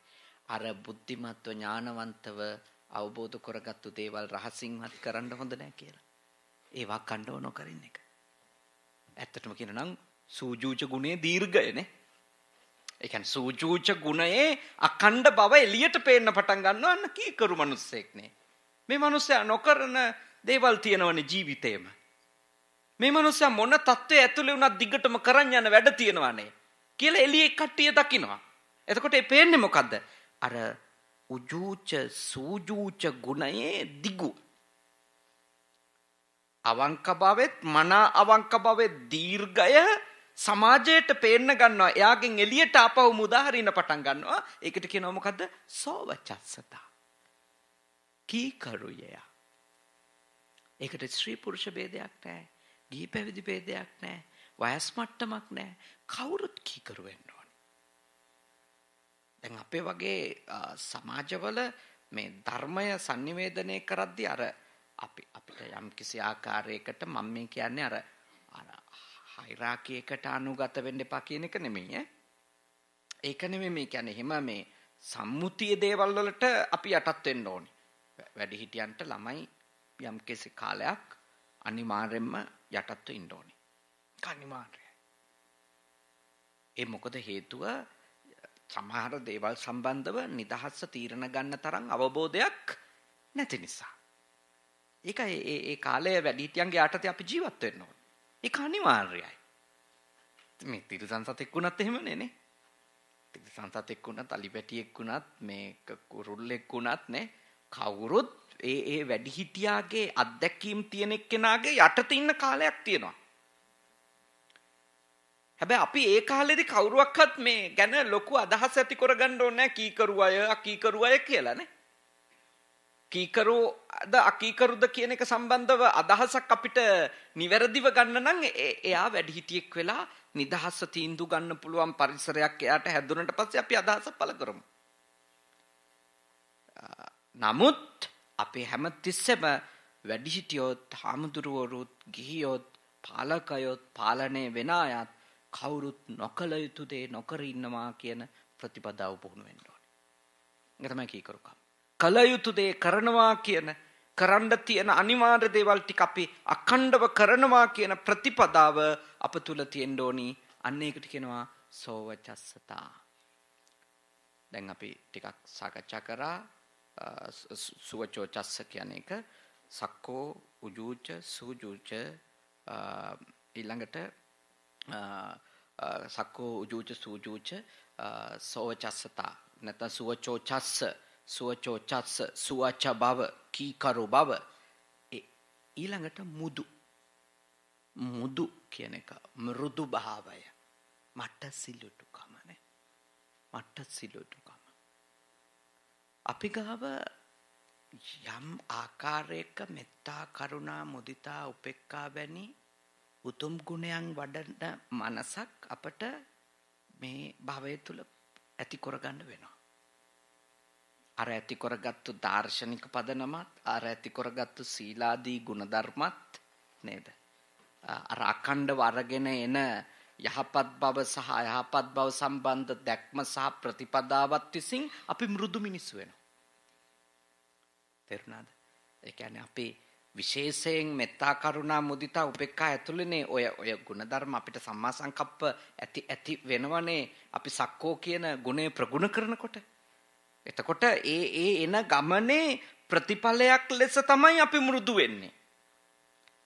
නැත්තම් අපි මෘදු වෙන්නේ ලාභ හෝ අලාභ මත. ඒක එතකොට වංචක ධර්මයක්. අපිට මේ කාගෙන් හරි ලාභ ලබා ගන්න ඕන නම් අපි මෘදු විදියට කතා කරනවා. නේ? හරි මට සිලුටුයි. නේ? එතකොටම අපිට තේරෙනවා මෙයා මොකදද මේ කියලා. අපිට ටක් ගාලා අහුවෙනවනේ නේද? ඒ කියන්නේ අපි ඒ මෘදු වචන ඒවා මේ ඇතුලෙන් එන දේවල් නෙමෙයි. ඒවා අර අඛණ්ඩ දර්ශනයක හෝ ප්‍රතිපදාවක ප්‍රතිඵල ලෙස අපේ අභ්‍යන්තරයෙන් එළියට ගලන ඒවා නෙමෙයි. ඒ මෘදු වචන. ඒවා අපේ අර කපටිකමේ ලක්ෂණ. නේ? කපටිකමේ ලක්ෂණ ලෙස මෘදු වුණොත් ඒ මෘදුකම කෘත්‍රිමයි. කෘත්‍රිමයි. ඒක ස්වභාවික නැහැ.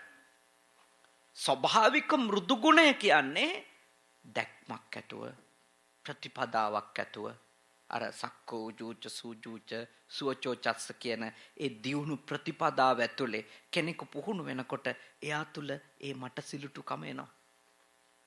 කමුතුෙන් හදන්න දෙයක් නෑ ඇත්තට. තේරුණානේ? ඒ කියන්නේ මෘදු වෙනවා. ඒක හරියට මේ වගේ.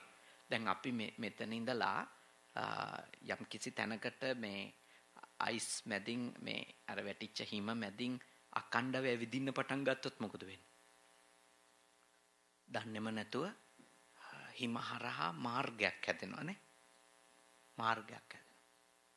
අපි කැලෑවක් මැදින් එක ගෙදරක ඉඳලා තව ගෙදරකට කාලයක් යනවා. එතකොට එක ගෙදරකින් ඉඳලා තව ගෙදරකට කාලයක් යනවා යම් කිසි ක්‍රියාවලියක නියැලෙනවා. දන්නේම නැතුව එතනින් අඩිපාරක් මතුවෙනවා. තේරුණා නේද? මෘදුකම කියන්නේ අන්නේ වගේ මතුවෙන එකක්. ඒක හදපු පාරක් නෙමෙයි. ඒක මොකද්ද? හැදිච්ච පාරක්. තේරුණා නේද? දැන් බලන්න හැදිච්ච පාරවල් කොච්චර දීර්ඝ කාලීනව තියෙනවද නේ? හදපු පාරවල් වල වැඩේම කැඩෙන එක.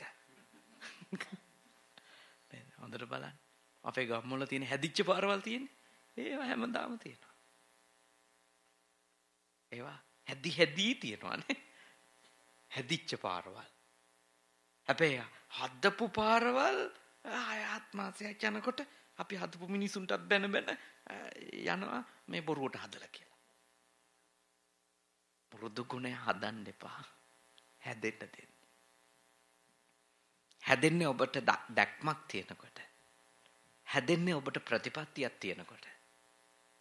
ඔබ යම්කිසි අකණ්ඩ පුහුණුවක අකණ්ඩව ඥාන දර්ශනයක් ඇතුලේ ඔබ ගමන් කරද්දී ඔබගේ ගාව ඒ මෘදු ගුණය ඒ මට සිලුටු බව ඔබේ හදවතේ ඒ ලතෙත් බව තෙතමනය හරියටම සැකසෙන්න පටන් ගන්නවා. ඒක ඔබ කෑ ගහලා බනිද්දිත් අනිත් අයට පේනවා එතකොට. තේරුණා නේද? ඔබ කෑ ගහලා බයින්න වෙලාවටත් ඒ තෙත පේනවා. කෘත්‍රිමව හදාගත්තු මෘදු ගුණයක් තියෙන කෙනෙක් කෑ ගහන වෙලාවට ටක් ගාලා වෙනවා මෙයාගේ කෑ ගැහිල්ල ඇතුලේ දයාව නැහැ කියලා. මෙයාගේ කෑ ගැහිල්ල ඇතුලේ තෙතමනයක් නැහැ කියලා. සමහරව කෑ ගහලා බනිනවා. හරි රළුයි කියන වචන ටික. හැබැයි අපිට දැනෙනවා මහා අපි ගැන හැඟීමකින් මේ බැනිල්ල බනින්නේ කියලා. තේරුණා නේද? කෘත්‍රිමව බොරුවට මෘදුකමෙන් කතා කරන මනුස්සයෙකුගේ හඬයි ඇතුලේ තෙත්විච්ච සිතකින් රළුව කතා කරන එක්කෙනාගේ හඬයි වෙනස්. ඒක වෙනස්. අරයා රිද්දුවත් දැනෙනවා මේ රිද්දන්නේ තුවාලේ හොදලා සුව කරන්න කියලා. තේරුණා නේද? ඒ නිසා කවුරුවත් වචන අනුව මෘදුද මෘදු නැද්ද කියලා තීන්දුව කරන්න එපා. අපි ගොඩාක් වෙලාවට වචන එක්ක එල්ලෙනවානේ. කාගේවත් එහෙම අඳුර ගන්න බෑ. සමහරුන්ගේ ඇතුලේ මහා දයාවක් මහා අනුකම්පාවක් තිබෙනවා. හැබැයි ලස්සන වචන නැහැ. ඒක ප්‍රසන්ට් කරන්න බෑ ලස්සනට. ඒත් ඊටාම හොඳ දයාව අනුකම්පාව ඒ වචන ඇතුලේ අපිට පේන්න තරම් අපි දියුණු කරගන්න ඕන අපේ හිත. තේරුණා නේද? අනිත් එක තමයි මම යෝජනා කරනවා ඔබගේ ගාව අඛණ්ඩව යමක් අවංකව පුහුණු වෙනකොට ඔබගේ මේ මෘදු ගුණය අනිත් අයට කියන්න ඕනේ. ඒක ෆීල් වෙයි. ජීවත් වෙනකොට දැනේ. දැනේ. ඔබේ වාක්‍ය ඇතුලේ දැනේ. ඔබේ හැසිරීම ඇතුලේ දැනේ. ඔබ hina වෙනකොට දකී ඒක. ඒ hina ඇතුලේ මෘදුකම. තේරුණා? ඒක ඇතුලේ තියෙන තෙතමනේ. ඒක ඇතුලේ අපි ගැන තියෙන දයාව. එහෙනම් ඒ මෘදු ගුණය ඒක බලෙන් ගන්න බෑ. බලෙන් ගන්න බෑ ඒවා. ඒ ඔක්කොම බලෙන් ගත්තොත් බොරු දේවල්. ඒක එන්න දෙන්න. ඒක එන්නේ හැබැයි පුහුණු වුණොත්. පුහුණු වුණොත් අන්තිම කාරණය තමයි අනතිමානි. මාන්නය අඩුකමනේ. අනතිමානි කියන්නේ මොකද? මාන්නය අඩුකම. අදිමාන්නේ නැතිකමනේ. ඕකෙන් නම් ගැලවෙන්න ඕනේ. මාන තුනයි සයමාන, සදිසමාන, හීනමාන. සයමාන කියන්නේ මම උසස්ය අනිත් අය පහත්ය. මට තේරෙනවාය අනිත් අයට තේරෙන්නේ නැත. මම වැදගත්ය අනිත් අය වැදගත් නැත කියලා අපිට යම් මොහොතක හිතෙනවද? ඒක සෙය්‍යමාන.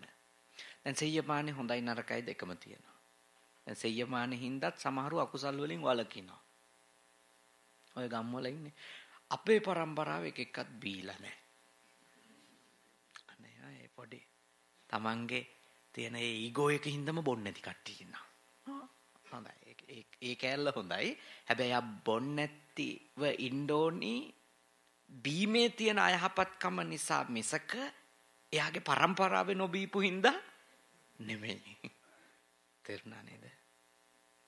ඒ කෑල්ල එයාට කවදා හරි තේරෙන්න ඕනේ. එතකොට තමයි ඒක කුසලයක් වෙන්නේ. නැත්තම් අරක පොඩි නිකන් මන් දන්නේ ඒකට කියන වචනේ මොකද? ඒක කුසලයක් නන් නෙමෙයි. ඒක කියන්න පුළුවන්. ඒක කුසලයක් වෙන්නේ මට යම්කිසි දවසක බීමේ අයහපත්කම වැටහිලා මම බීම නවත්තපු දවසට. තේරුණා නැතුව අපේ પરම්පරාවේ කවුරුත් බීලා නැහැ. අපේ පරපුරේ කවුරුත් ප්‍රාණඝාත කරන්නේ. එහෙම තමන් ඒව එහෙම නිසා හරි හොඳ වෙන එක හොඳයි. නමුත් ඒක කුසල නෙමෙයි. තේරුණා නේද? ඒක කුසල සම්පදා නෙමෙයි. ඒක වෙන තලයක්.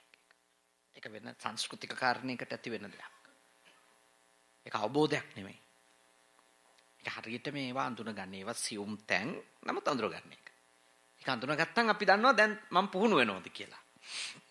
ඔබට ඒක පැහැදිලි දැන්. එතකොට මාන්නයේ ඉහළ එකේ හොඳයි නරකයි දෙකම තියෙනවා. දැන් ඔය සෙය්‍යමානේ තියෙන නරක අනිත් අයගේ කුලේ අල්ලලා පහර දෙනවා. අනිත් අයගේ පළාත අල්ලලා පහර දෙනවා නේ. අනිත් අයගේ ಜಾති අල්ලලා පහර දෙනවා. අනිත් අයගේ ආගම අල්ලලා පහර දෙනවා. අනිත් අයගේ අධ්‍යාපනික සුදුසුකම් බලලා පහර දෙනවා. නේ පහර දෙනවා. ඒ කියන්නේ අනිත් අය පහත් කරනවා නේ. දැන් මේ හේනම් හොඳයි ඉංජිනේරු මහත්තුරු අනිත් අය එකට වාඩි වෙලා බණ එහෙම අහනවා. මම ලෝකේ සමහර රටවල් වලට ගිහිල්ලා තියෙනවා මේ ඉංජිනේරු ඒ කියන්නේ මොරටුව කැම්පස් එකෙන් ආපු අයයි ජර්මන් ටෙක් එකෙන් ආපු අය එක පන්සලටවත් යන්නේ නැති කට්ටිය ඉන්නවා. මේ හිතා ගන්නකො කොච්චර මුග්දයෝද කියලා නේ. ඒ කියන්නේ එච්චරට මාන්නේ මේ අපේ ස්කෝලර්ස්ලා අරගොල්ලෝ එහෙම නැහැ. මං සන්තෝෂයි මෙහි සෑහෙන හොඳයි. සැලකිය යුතු ජයග්‍රහණයක් මේ ලබාගෙන තියෙනවා මේ ඒ පන්තිය හදාගන්නේ නැතුව එක කමියුනිටි එකක් ලෙස ජීවත් වෙන එක ලොකු ජයග්‍රහණයක්. නැත්තම් ඒවා ඔළුවේ දාගත්තු මිනිස්සුන්ට මහ පොළවේ ඉන්න බෑනේ. මේ රටවල් වල මේ PhD එකක් තියෙනවා කියන එක කවුද ගණන් ගන්නේ කියන්නකෝ. ඈ මම ඒක බය නැතුව කියනවා මාත් එක කරලා ඉන්නේ හින්දා නැත්තම් ගියා යන්න යාට හීනමාන හින්දා PhD වලට වයින්නවා කියලා මාත් කරලා තියෙන එක. ඒක වැඩක් නැහැ කියලා මම දන්නවා. අවුරුදු 6ක් විතර නැහිලා කරාට පස්සේ තේරුණේ ඒක වැඩක් නැහැ කියලා. නේ? ඒකෙන් නෙමෙයි මං ජීවත් වෙන්නේ ඒකයි. නේ? ඒක ඔය ඇත්තන්ගේ රස්සාවට හොඳ නම් ඒක හොඳයි රස්සාව කරගන්න. ඒවා ඔබේ ඊගෝ එක කරගන්න එපා මෝඩකම් ඒවා. නේ? ඒවා ඔළුවට වැටුනොත් ඉතින් ඉවරයි. permanently head damage තමයි තියෙන්නේ. හරි පරිස්සමින් ඉන්න. හරි පරිස්සම් වෙන්න. ඊට පස්සේ හදන්නම බෑ. ඉතින් ඒකෙන්ම ඔක්කොම පේන්න ගන්නවා. මහ පොලොවක් නැති වෙනවා. තේරුණානේ? මහ පොලොවක් නැති වෙනවා. මේ ground reality කියලා එකක් තියෙනවානේ. මට මතකයි ඇන්ටන් බාලසිංහම් කිව්ව එකපාරක්. ground reality එක. නේද? සිංහල අය මොනවා කිව්වත් ground reality එකේදී දෙමළ අයට ප්‍රශ්න තියෙනවා කියලා. ඒ කියන්නේ මහ පොළවේ යථාර්ථය. මහ පොළවේ යථාර්ථය. මහ පොළවේ යථාර්ථ වලට මුහුණ දෙන්න නම් අපේ තනතුරු නේද? නාම්බු නාම පාට්ටම් ඕව පැත්තකින් තියලා අපි සාමාන්‍ය විදිහට වැඩ කරන්න. සාමාන්‍ය වෙන්න. එතකොට තමයි අපිට හොඳ යහපත් පුද්ගල අනිත් එක අපේ අනතිමානීකම මෘදුකමේ නිර්මාණයක් නේ. ඒ කියන්නේ අපේ නම්‍යශීලී බව මොකක් නිර්මාණයක්ද? මෘදු වීමේ ඵලයක් ලෙස අපි නම්‍යශීලී වෙනවා. ඒකයි අනතිමානී කියන්නේ. අනතිමානී කියන්නේ නම්‍යශීලී වෙන එකනේ. නේද? මාන්නේ කියන්නේ නොනැමෙන සුළු ගතියනේ. දැන් මොකක් හරි එකක් නැමෙන්න ඕනේ ඒක මෘදු හින්දා. තේරුණානේ? කෘත්‍රිමව නමන්න කියොත් ඒක කඩලා යනවා. මෘදු හින්දා නැමෙන්න ඕන. ගොයම් කරල් නැමෙන්නේ නේ. ගොයම් කරල් නැමෙන්නේ ඒක ඇතුලේ මේ බරයිනේ. දැන් ලා කාලේ ගොයම් කරලා මෙහෙම තියනවානේ. ලා කාලේ ගොයම් කරලා මෙහෙම තියනවා. ඒක මෝරලා පැහෙන්න ඒක මෙහෙම නම්මිෂි. ඒ නැමිලා තියන්නේ කොන්ද කැඩිලා නෙමෙයි.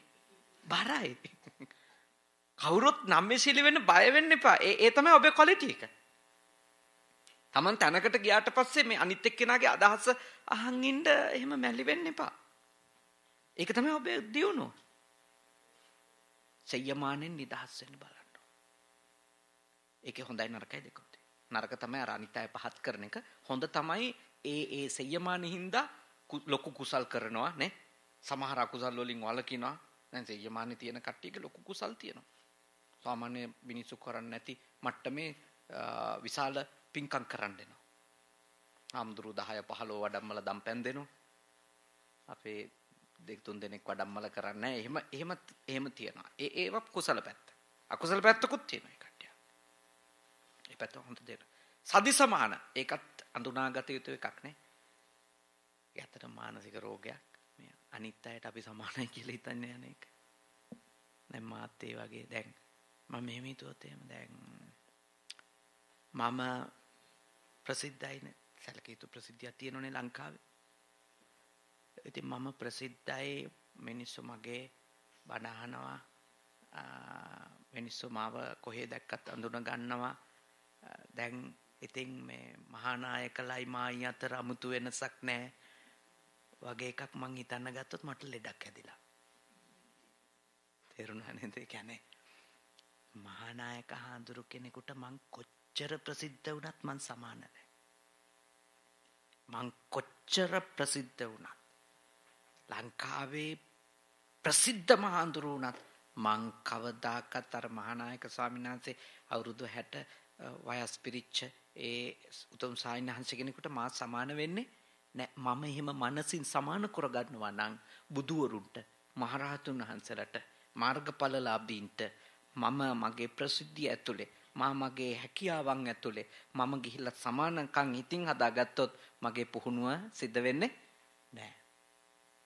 මං හරියට පොටිලා හාමුදුරුවෝ වගේ වෙනවා. ඒ කියන්නේ බණ කියන්න පුළුවන් වුණාම දිගටම කියාගෙන යද්දි මට හිතෙන්න පුළුවන් මම දැන් අවබෝධයටපත් වෙලා කියලා. තේරුණා නේද? එතකොට වෙන්නේ දිගටම කීමේ කතිකත්වයකුත් මතක ශක්තියකුත් තිබීම කියන කාරණේ මත මම අර මහරහතුන් වහන්සේ නමකගේ අවබෝධයට මගේ හිත සමාන කරන්න ගියොත් මං එතනින්ම මගේ පුහුණුව වැටෙනවා. මම මේ සංසාරේ මහා දුකකට ඇතුළු වෙන්න ප්‍රධාන හේතුවක් වෙනවා මගේ සදිසමානය. දැන් මම සමානයි කියලා හිතාගන්න එක. හරි භයානකයි. මට හැදෙන්න දෙයක් නැහැ. මාත් ඒගොල්ලොන්ගේ මට්ටමට ඇවිල්ලා ඉන්නේ. නේ? දේවදත්ත හාමුදුරු හිතුවේනේ මායි දැන් ගෞතම බුදුනුයි අතර වෙනසක් නැහැ. ඒ සදිසමානය මිනිස්සෙකුගේ පුහුණුව නවත්තනවා. එයාට නිවැරදි වෙන්න තියෙන අවකාශයන් ඔක්කොම බිඳවට ගන්නවා යා. මම යෝජනා කරන ඔබටත් ඒවා එන්න පුළුවන්. මේවා එන්නේ නැත්තේ නෑ. ඒක හරි දරුණුයි. ඒකෙන් පරිස්සම් වෙන්න. කවදාකවත් Tamanට නැති දේවල් තියනවා කියලා ඔළුවේ දාගන්න එපා. ඒකෙන් අපි නාස්ති වෙනවා. ඒකෙන් නාස්ති වෙනවා. Tamanට නැති දේ Tamanගේ දුර්ගුණේ බය නැතුව කියන්න. මට මේක නෑ. කියන්න. ඒක තමයි පුහුණුව. තේරුණා? Tamanගේ වැඩිලා නැති එක වැඩිලා නෑ කියන එක තමයි පුහුණුව. නිවැරදිව වැඩිච්ච දෙයක් පරචිත්ත විඥානයේ තියෙන කෙනෙක් බැලුවත් මගේ හිත දිහා මට උකුටලි වෙන්න, මට පසුතැවෙන්න, මට හැංගෙන්න හේතුවක් වෙන්නේ නැති තරම් ආත්ම විශ්වාසයකින් මගේ වැඩිච්ච දෙයක් මට කියන්න පුළුවන්. මට කියන්න පුළුවන් මේක වැඩිලා. හැබැයි ඒක කියන්න මට එන්න ඕනි ආත්ම විශ්වාසය කොතනින්ද? පරචිත්ත විඥානය නුවණ උපදවගත්තු ධානලාභී එක්කෝ ලෞතුරා බුදුවරයෙක්කෝ මගේ හිත බැලුවත් ඒ ගුණේ මගේ ගාව තියෙන බව ඒ ඇත්තන්ටත් පේනවා කියන එක, දැක්කට කමක් නැහැ, දැක්කත් ඒක ඔප්පු වෙනවා කියන එක සහතික වෙන්න තරම් ආත්ම විශ්වාසයක්, නිර්වුල් අවබෝධයක් ඇතුවයි මම තියෙන ගුණයක් කියන්න ඕන. නැති එක හංගන්න එපා. නැති එක අපි එළියට හංගන්න වෙන්නේ අපිටත් අපි හංග ගන්නවා. තේරුණා නේද? තමන්ගේ තාම හැදිච්ච නැති එක එළියට හංගන්න වෙන්නේ ඒක අපිටත් හැංගෙනවා. කියන්නේ එළියට අපි පෙන්නනවනේ නැති එකක් පුළුවන් කියලා. එතකොට අපේ යටි හිතත් හිතා ගන්නවා මෙයාට පුළුවන් ඒක කියලා.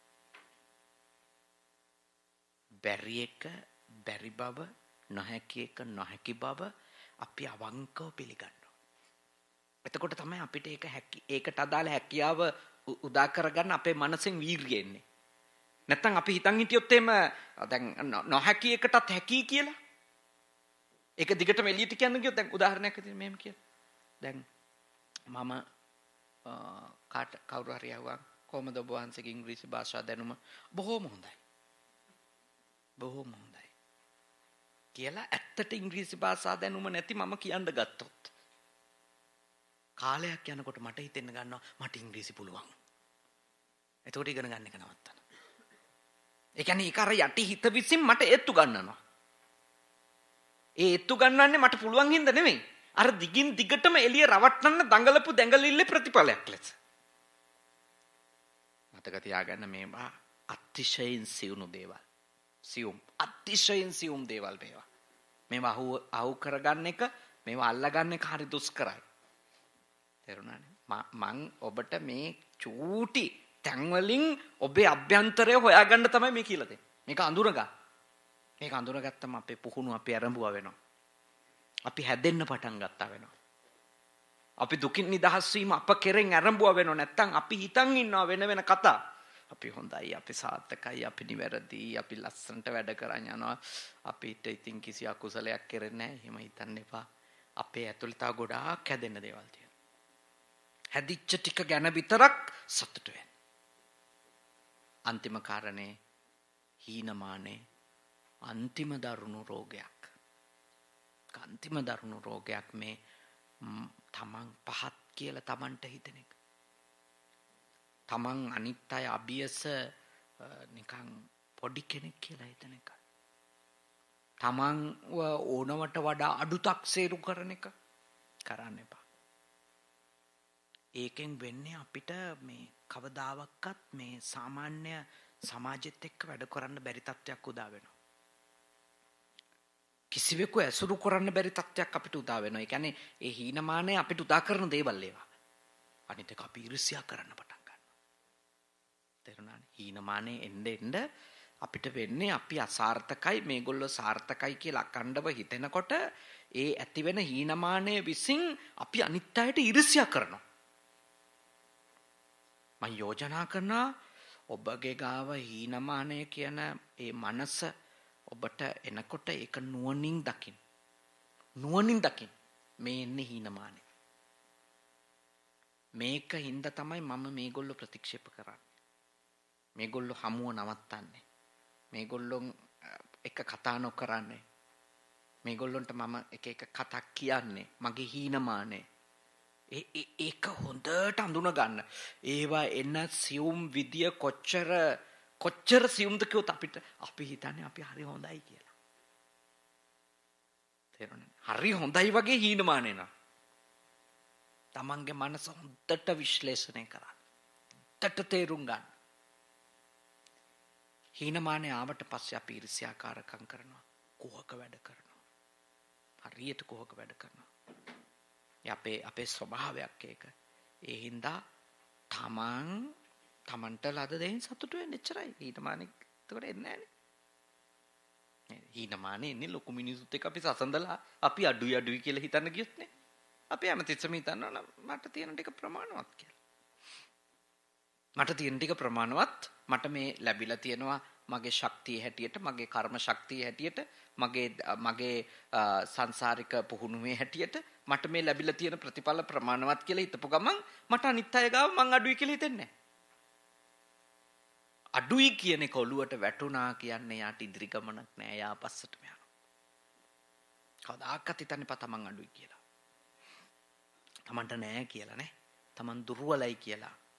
අඳුන ගන්න ඕන දුර්වල කන් ටික ඒ දුර්වලයි කියන එක මෙෂර් කරලා ඒ කියන්නේ අනිත් අය එක්ක සසඳලා අනිත් අයත් එක්ක මැනලා තමන්ව නරක ඇස්තමේන්තුවකට දාගන්න එපා. ඒකෙන් තමන්ටත් හානියක් වෙනවා. ඊළඟට ඒකේ ගිහිල්ලා අනුන්ටත් හානි කරනවා. අනුන්ටත් හානි කරනවා. තමන්ට තමයි ලොකුම හානිය කරගන්නේ හීනමානේ. ඇති කරනවා. මතක තියාගන්න. ඒ කියන්නේ සමාජෙන් නිකන් ඉන්නේ අපිට හීනමානේ ඇති කරනවා. අපි ඇසුරු කරන අයම අපිට හීනමානේ ඇති කරන්න පුළුවන්. නිතර අපිත් එක්ක හොඳ කතා කර ඉන්න ගමන් අපේ අඩුව ඒගොල්ලෝ අපිට මතක් කරන්න පුළුවන්. දැන් ඒගොල්ලෝ අපිට අඩුවක් තියනවා කියලා අපි කවදාවත් හිතපු නැති එකක් ඔළුවට දාන්න පුළුවන්. මම හොඳ කතාවක් කියන්නම්කෝ මට වෙච්ච එකක්. දවසක් මහත් එක්ක ආව මම හම්බෙන්න. එයා ඇවිල්ලා දැන් මගේ බණ ගැන හරියට වර්ණනා කරනවා. හරි හොඳයි. ඔබ වහන්සේගේ බණ තමයි අපි අහන්නේ. ආයේ අපේ ගෙදර ටීවී එක ගාවින් හෙල්ලෙන්නේ නැහැ ඔබ වහන්සේ ඉන්නවා දැක්කොත්. පොයි ප්‍රෝග්‍රෑම් එක නම් අනිවාර්යෙන් බලනවා. මෙහෙම ගොඩාක් ඒවා කියන ඔබ වහන්සේ හරිම ප්‍රියමනාපයි. හොඳට මේ ඉදිරිපත් කරනවා. අපිට තේරෙනවා. මේම ගොඩාක් ඒවා කියලා මිනිහ අන්තිමටම කියන තා පොඩ්ඩක් ඔබ වහන්සේ උස ගියා නම් හොඳයි නේද? අන්තිමට මේක කිව්වා. තා පොඩ්ඩක් ඔබ වහන්සේ උස ගියා නම් හොඳයි කියලා. මට දැනගත්තා මිනිහා අර ටික කිව්වෙම මේ කෑල්ල කියන්න. මිනිහාගේ ප්‍රධාන මැසේජ් එක ඒක. අර එච්චර වෙලා බොරු කිව්වේ. ඔය ගොඩාක් ඒවා කියලා බට් කියනව නේද? අන්න එතනින් පස්සේ තමයි මිනිහ ඇත්ත කියන්නේ. මතක තියාගන්න. ඔයා හොඳයි, වැඩේ හොඳයි. නමුත් අන්න එතන ඉඳලා මිනිහ ඇත්ත කියන බව මතක තියාගන්න. තේරුණානේ? කවුරු හරි ඔබත් එක්ක ඔබ අහනවා කොහොමද අද මගේ වැඩේ? එතකොට එයා කියාගෙන ගිහිල්ලා නමුත් කියලා පටන් ගත්තොත් එතන ඉඳලා මිනිහ ඇත්ත කියනවා, ඊටු ටික බොරු. ඒ අපි වන්දන්න කියපු ටික. මං ඒ මාත්‍යා මට ඒක කිව්වට පස්සේ මං කිව්වා මාත්‍යා ඒ ගැන වද වෙන්න එපා. මාත්‍යා මතක තියාගන්න small is beautiful කියලා. මිනිහා ගියා යන්න. පුංචි නම් ලස්සනයි. නැත්තම් මං ඒක එයා කියපු දා ඔළුවට දාගත්තා නම් අද වෙනකොට මං අපේ චන්දාන ස්වාමීන් වහන්සේ වගේ උසේ යමි ප්‍රොජෙක්ට් එකක් නේ. අනේ චන්දාන ස්වාමීන් වහන්සේ උසයි මං කොට්ටයි උසයි මං කොට්ටයි. ඊට පස්සේ මං කරන්නේ මගේ ධර්ම පුහුණුව නෙමෙයි උසේ යමි ව්‍යාපාරය. ඉතින් ජිම් හොයයි ටැබ්ලට් හොයයි උස යන ටැබ්ලට් නැද්ද නේද? තව කකුල් දික් වෙන ටැබ්ලට් නැද්ද? මං හිතන්න පටන් ගත්තා small is beautiful. චරයි. අනිත් අයට නැති ගොඩක් ප්‍රයෝජන මම පොඩි වීම නිසා මට තියෙනවා. ලේසි. තේරුම් ගන්න. හීනමානේ හදාගත්තොත් ලෙඩක්මයි ඒක. ඒ ලෙඩේ ගැලවෙන්න බැරි තරම් දුර්භාග්‍ය සම්පන්න ලෙඩක්. බුද්ධිමත් වෙන්න. හරි. 8ට 10යි. අද පැයකුත් විනාඩි 20ක් විතර මම කතා කරා ඔබට. තම ශ්‍රද්ධාවෙන් ඔබ හුඟක් දුන්නා. අපි කාරණා 6ක් කතා කළානේ. සක්කෝ උජූච සූජූච සුවචෝචස්ස මුදු අනතිමානිනේ. ඒ කාරණා 6 අපි මම මේ කාරණා ඇතුලේ ඔබ අහපුවා ගොඩක් තියෙනවා. මම අනුරුද්ධ මහත්තයාගෙන් දවසක් ඇහුවා මෙහි කරණීයමෙත සූත්‍රය පැහැදිලි කරලා තියෙදි කියලා. අනුරුද්ධ මහත්තයා කිව්වා හාමුදුරුවෝ කීප නමක් පපායේ ඒ ඇසුරින් දේශනා කරලා තියෙනවා කියලා. නමුත් මං හිතුවා මම ඒකේ තියෙන දාර්ශනික කාරණාව ඔබත් එක්ක කතා කරන එක හොඳයි කියලා මං හිතනවා. කරණීයමෙත සූත්‍රයේ ඔබ අහපු කාරණා ඇතුළෙම තියෙන තව අලුත් කාරණා ඔබ ඇහුවා. මං හිතනවා ඔබට යම් ඒකේ දාර්ශනික අර්ථය මං ටච් කරන්නේ ඒක. මම දස්සනා පහතබ්බ මූලිකව විශ්වාස කරන කෙනෙක්. දස්සනා පහතබ්බ පළවෙනියෙන් ඒක කියලා මං හිතන්නේ. ඒකේ තව යනවා. සබ්බාසව සූත්‍රයේ දස්සනා පහතබ්බ කියන්නේ එකක්. ඒ දර්ශනය හරියට ඇති කරගත්තොත් ප්‍රහීන වෙන කෙලස් ටිකකුත් තියෙනවා. ඔක්කොම කෙලස් ප්‍රහීන වෙනවා කියලා නෑ. ඒකට අන්තිමට පියවරේ ගිහලා භාවනා පහතබ්බනේ අන්තිමට තියෙන 7 වෙනියට. හැබැයි දස්සනා පහතබ්බක් තියෙනවා. ඒ කියන්නේ ඥාන දර්ශනය හරියට ඇති කරගත්තොත් අපේ බුද්ධිය ඥානය දැක්ම නිර්වෝල් කරගත්තොත් යම් කෙලස් ටිකක් නැති වෙනවා. මොකද මේ ඥාන දර්ශනය පුළුල් වෙන්න අපිට ඉන්න බැරි වෙනවා අර අයහපත් දේවල් වල. ඒකයි තියෙන්නේ. ඒක මේක තේරුණාට පස්සේ ලැජ්ජයිනේ. සමහර ඒවා කියන්න ලැජ්ජයි, කරන්න ලැජ්ජයි, හිතන්න ලැජ්ජයි. මොකද තේරෙනවනේ මේ අරකට පටහැනිනේ කියලා. හරි. තාම ශ්‍රද්ධාවෙන් ඔය ඇත්තෝ මේකේ තියෙන දාර්ශනික අර්ථ විමර්ශනය කරා මේම අටුවාවට එකඟව. මම සම්ප්‍රදායික තේරවාදී අටුවාව පිළිගන්න කෙනෙක්. පෙළ පිළිගන්න කෙනෙක්. මගේ අදහස් කියන්නේ මේවට පිටින්. හැබැයි මගේ අදහස් අටුවාවට අනුගතවත් පෙළට අනුගතවත් කියනවා. පෙළ වෙනස් කරන්න අපිට කීයටවත් අයිතියක් නැහැ. අටුවාව සම්බන්ධව ඉතින් සංස්කරණ වලට යන්න පුළුවන්. මොකද අටුවා කියන්නේ පසු කාලීන මහරහතන් වහන්සේලාගෙත් ලෞකික හමුදුරුවන්ලගෙත් රහත් නොවුණු ඇත්තන්ගෙත් කියමන්. නමුත් මම මේ සූත්‍රය ඔබට පැහැදිලි කරද්දී එකක්වත් ඉක්මවල නෙමෙයි කිව්වේ. ඔබට කරණීයමෙත් සූත්‍ර අටුවාව අරගෙන බැලුවොත් මේ අර්ථ ඔබට දකින්න පුළුවන්. අර ඒක ඇතුලේ හැංගිච්ච කාරණේ තමයි අපි හොයාගන්න උත්සාහ කළේ මේ සාකච්ඡාව තුළ.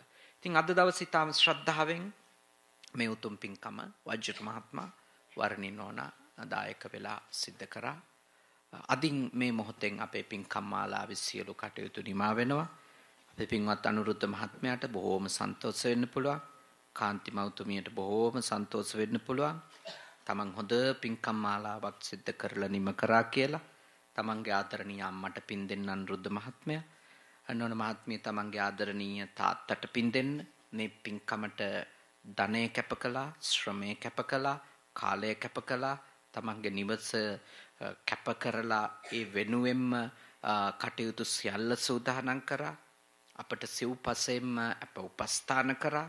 ඒ සියලු ආකාරයෙන් මහා පින් රැසක් මේ සතියකට අධික කාලය පුරාම අනුරුද්ධ මහත්මයාත් නෝන මහත්මියත් දරුවෝ දෙන්නත් තාම ශ්‍රද්ධාවෙන් සිද්ධ කරගත්තා.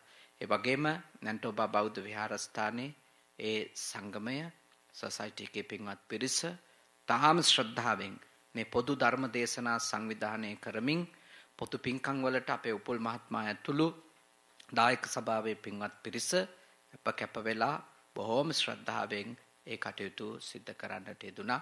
දායක සභාව ලෙස මේ පින්කම් මාලාවට දැක්විය යුතු දායකත්වය කැපවීම සංවිධාන ශක්තිය ඒ කටයුතු ඒ ඇත්ත සිද්ධ කරලා ඒ ඇත්තොත් බොහෝ පින් දහම් කටයුතු සිද්ධ කර ගන්නට යෙදුණා. ඒ වගේම අපේ වැඩමවීම සිද්ධ වෙච්ච දා ඉඳලම අපේ අනුරුද්ධ මහත්මයාගේ කල්යාණ මිත්‍ර හිතවතුන් අපේ ජීවන් මහත්මයා කිසිරි මහත්මයා ඇතුළු මේ කල්යාණ මිත්‍ර හිතවතුන් ඒ පවුලේ හැම වෙලාවක්ම මේ පින්කම් මාලාව එතුමාට සාර්ථක කරගන්නට උදව් කරනවා කියන අදිෂ්ඨානෙන් නිවාඩු දාගෙන බොහෝම උද්‍යෝගයෙන් උනන්දුවෙන් කටයුතු කළා. ශබ්ද විකාශන ලබා දීම මේ ශාලා පහසුකම් සඳහා දායකත්වයේ බරපැන අරගෙන කටයුතු කිරීම ලස්සනට මේ ස්ථානය මල් වලින් සරසන්ට ඒ වගේම මේ උතුම් පින්කම ආලෝකවත් කරන්නට බොහෝ දෙනෙක් නම් කීවේ නැතත් අප දායක වුණා. අපේ තරුණ දරුවෝ පුංචි දූල පුතාලා දහම් පාසලේ පින්වත් දරුවෝ ඒ ගුරු මව්පියවරු ගොඩාක් කැප වෙලා මේ දින කීපේ පුරා පින් කටයුතු සංවිධානය කළා. බොහෝ නිවෙස්වලට අපිව වැඩමෙව්වා, ධර්මයේ දේශනා කෙරෙව්වා, ධර්ම ශ්‍රවණය කෙරෙව්වා, ආප පිරිස් වලට සැලකිලි සංග්‍රහ කළා. දවල් දානවලට අපේ ස්වාමින්වහන්සේත් මමත් වඩම්මලා සංඝ සතු දාන පූජා කළා. බොහෝ පින්කම් කළා. සම්බුද්ධ පූජා පැවැත්වුවා. අද ඊටාම ආශිර්වාදමත් ලෙස හරීම ලස්සනට අපිට පුළුවන්කම ලැබුණා ව්‍යංජන 32ක් සහිතව උතුම් සම්බුද්ධ පූජාවක්, දලදා පූජාවක්, ධාතු පූජාවක් සිද්ධ කරන්නට අපේ අනුරුද්ධ මහත්මාණන්ගේ නිවසේදී අද දහවල අවසාන උතුම් පූජාව ලෙස ඒ අතිනුත් අපි බොහෝ පින්කම් සිද්ධ කරගත්තා. ඒ වගේම අහපු බණ අහපු නැති ඇත්තන්ට බොහෝ දෙනෙක් sannivedanaya කරලා තිබෙනවා. අපේ දර්ශන මහත්මයා අපිට එද්දි සඳහන් කරා එතුමාට බණ අහන්න ලැබුණේ නැහැ. එතුමා රටින් බැහැරව සිටපු නිසා. නමුත් එතුමාගේ කල්යාණ මිතුරියන් අහපු බණ එතුමත් එක්ක බෙදා හදාගෙන තියෙනවා. එතකොට ඔය ඇත්තොත් ධර්මයේ sannivedanaya කරලා බොහෝ පින් සිද්ධ කරගත්තා. ඒ වගේම විශේෂයි මේ වසරේදී මේ පින්කම් මාලාවේ විශේෂාංගයක් වුණා. චර්ච් එකේදී පල්ලියේදී සිද්ධ කරපු කතෝලික බැතිමතුන්ගේ දේශනාව ඒ ඇත්තෝ ඊටාම ලස්සනට ඒක සංවිධානය කරලා ඒ ඇත්තන්ගේ කමියුනිටි එකේ ඊටා කුඩා කණ්ඩායමක් හිටියත් ඊටාම ඕනකමින් ඒ ඇත්තෝ ඒ පීඨ පියතුමාගේ අනුග්‍රහය ඇතුව ඒ පල්ලිය ලබාගෙන බොහෝම උද්‍යෝගයෙන් උනන්දුවෙන් ඒ කටයුත්ත සූදානම් කරා. ඒ ඇත්තොත් එකතු වෙලා බොහෝ පින් කටයුතු සිදු කළා. අපි වඩම්මන්න වාහන ලබා දෙමින්, වාහන පැමිණෙමින්, අපේ සපත්තු දමමින්, ඒවා ගලවමින්, බොහෝ උපකාර කරමින්, උපස්ථාන කරමින් බොහෝ දෙනෙක් මහා ශ්‍රද්ධාවෙන් යුක්තව ඒ අනුරුද්ධ මහත්මයාගේ දුවා දරුවන් ඇතුළු සියලු දෙනා රැස් කරගත්ත සියලුම පිනුත් මේ වෙලාවේදී තථාගත බුදු පියාණන් වහන්සේට උතුම් සම්බුද්ධ පූජා කරලා සම්බුද්ධ වන්දනා කරලා රැස් කරගත් පිනත් තථාගතයන් වහන්සේගේ උතුම් ශ්‍රී සද්ධර්මයේ පැයකට අධික වේලාවක් සාකච්ඡාවට ලක් කරලා රැස් කරගත් පිනත් අපි අනුමෝදනා කරමු.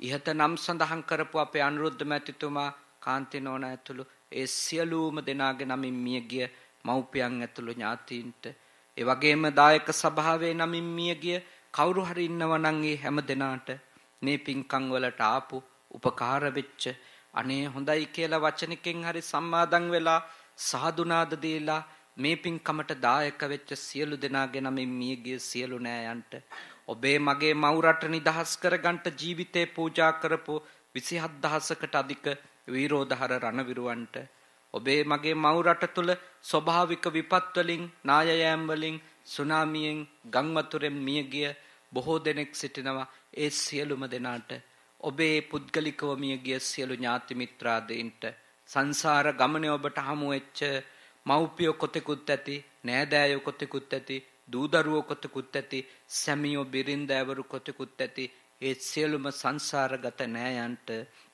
මේ පින් අත්වේවා.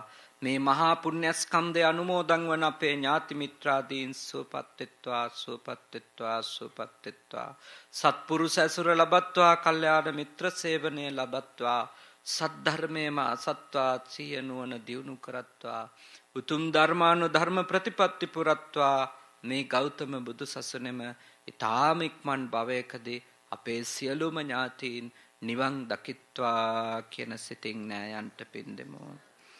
ඉදම්මේ ඥාතේනං හෝතු සුඛිතා හොන්තු ඥාතයෝ ඉදම්මේ ඥාතේනං හෝතු සුඛිතා හොන්තු ඥාතයෝ ඉදම්මේ ඥාතේනං හෝතු සුඛිතා හොන්තු ඥාතයෝ. සම්‍යක් දෘෂ්ටික උතුම් දෙවියෝ පින් අත්කර ගනිත්වා. දෙවියන්ගේ ආශිර්වාදය අපේ මත්තුමගල චන්දානන්ද අපේ ස්වාමින් වහන්සේට ලැබේවා. උන්වහන්සේ ආධ්‍යාත්මික අරමුණක් හිතේ තබාගෙන ශාසනයට ඇතුල් වෙලා ඔබත් සමග මේ නගරයේ දරුණු සීතල දරුණු රස්න කාල ඒවා ඉවසාගෙන ඒ ආධ්‍යාත්මික පුහුණුව උන්වහන්සේත් ලැබමින් ඉංග්‍රීසි බසින් සිංහල බසින් ඔබේ දරුවන්ටත් ඔබටත් ධර්මයේ sannivedanaya කරමින් භාවනාවේ ඔබව පිහිටුවමින් සීලාදී ගුණධර්ම පුරමින් ඊටාම ආදර්ශ සම්පන්න පැවිදි දිවියක් ගෙවනවා. උන්වහන්සේගේ පැවිදි දිවියට සියලු දෙවියන්ගේ ආශිර්වාදය ලැබිලා නිදුක් සම්පන්නව නිරෝගී සම්පන්නව සුව සම්පන්නව කැමැති තාක් දේ ලබන්නට කැමැති තාක් දේ වඩන්නට උන්වහන්සේට ශක්තිය ලැබේවා ධෛර්යය ලැබේවා. සුජීවත්ව සිටින උන්වහන්සේගේ ආදරණීය අම්මා තාත්තා දෙන්නටත් පවුලේ ඇත්තන්ටත් නිදුක් බව නිරෝගී බව සුවපත් බවම ලැබේවා. මේ උතුම් පින් කටයුත්ත සංවිධානය කරලා මට ආරාධනා කරලා මවක් ලෙස පියෙක් ලෙස අපට අප උපස්ථාන කරමින් ඊටාම ආදරෙන් කරුණාවෙන් අපිව බලා කියාගත්තු මේ උතුම් පින්කම් මාලාවේ ප්‍රධාන දායකත්වය අරගෙන කටයුතු කරපු අපේ අනුරුද්ධ මහත්මයාටත් කාන්ති මෞතුමියටත් ඒ පවුලේ ඇත්තන්ටත් විශේෂයෙන්ම කාන්ති මෞතුමියගේ ආදරණීය අම්මා ඇතුළු සියලුම දෙනාටත් ඒ පවුල්වල දුවා දරුවන්ටත් දෙවියන්ගේ ආශිර්වාදයෙන් නිදුක් බව නිරෝගී බව සුවපත් බව ලැබේවා. ඔබ හැම දෙනාටම මේ පින්කම් මාලාවට විවිධාකාරයෙන් දායක වෙච්ච ආපු ගියපු හැමෝටම ඉගෙන ගන්න අපේ චූටි දූල පුතාලා හැම දෙනාටම විශ්වවිද්‍යාල අධ්‍යාපනයේ ලැබමින් ඉන්න අපේ තරුණ දූල පුතාලා හැම දෙනාටම සියලු දෙවියන්ගේ ආශිර්වාද වේවා. සීත නිසා පින්න නිසා කරදර නොවේවා. ඒ වගේම අධ්‍යාපනික ජීවිතයේ අර්බුද කරදර නොවේවා. හිතට පැමිණෙන හැම අසහනයක්ම දුරින් දුර වේවා. සතුට සැනසෙල්ල වැඩි දියුණු කර ගන්නට දෙවියෝ උපකාර කරත්වා. උතුම් සම්‍යක් දෘෂ්ටික දිව්‍ය රාජ සමූහය ඔබ ජීවත් වෙන මේ රටත් ඔබ අප හැම දෙනාගේම මව් රටත් රට ආරක්ෂා කරන රණවිරුවන් ඇතුළු කොට සියලුම පුරවැසියනොත් මේ රට තුල ඔබත් සමග ජීවත් වෙන සියලු දෙනාමත් ආරක්ෂා කරත්වා. අපේ මෙන්ටෝබා බෞද්ධ විහාරයේද ඒ දායක සභාව ඇතුළු මේ පින්වත් පිරිස දෙවියෝ ආශිර්වාද කරත්වා ආරක්ෂා කරත්වා. උතුම් දෙවිවරු මේ පින් අනුමෝදන් වෙලා නිර්වාණ ධර්මයම අවබෝධ කරගනිත්වා කියලා පින් දෙමු. ආකාශට්ටා ච බුම්මට්ටා දේවා නාග මහිත්‍තිකා පුඤ්ඤන්තං අනුමෝදිත්වා චිරං රක්칸තු ශාසනං. ආකාශට්ටා ච බුම්මට්ටා දේවා නාග මහිත්‍තිකා පුඤ්ඤන්තං අනුමෝදිත්වා චිරං රක්칸තු දේශනං. ආකාශට්ටා ච බුම්මට්ටා දේවා නාග පුඤ්ඤන්තං අනුමෝදිත්වා චිරං රක්칸තු මම් පරන්ති.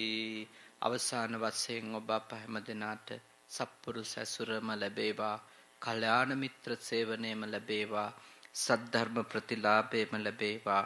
මේ ගෞතම බුද්ධ ශාසනය තුළම මේ භවයේදීම උතුම් අවබෝධයටපත් වෙන්න නිර්වාණ ධර්මය අවබෝධ කරන්ට අදහුම්කම් දීපු දේශනාද පාරමිතා වේවා. සාදු සාදු සාදු. මහා සංඝ රත්නයට වන්දනා කරන්ට. අබ්බේවාදන සේලෙස්ස නිච්ඡං වද්දා පච්චායිනෝ චත්තාරෝ ධම්මා වඩ්ඩන්ති ආයුවන්නෝ සුඛං බලං ආයුරාරෝග්‍ය සම්පatti සග්ග සම්පatti මේවච අතෝ නිබ්බාන සම්පatti ඉමිනාතේ සමිජ්ජතු. හැම දිනාටම තුන් සරණින් ධර්මය අවබෝධ වේවා. සාදු සාදු සාදු.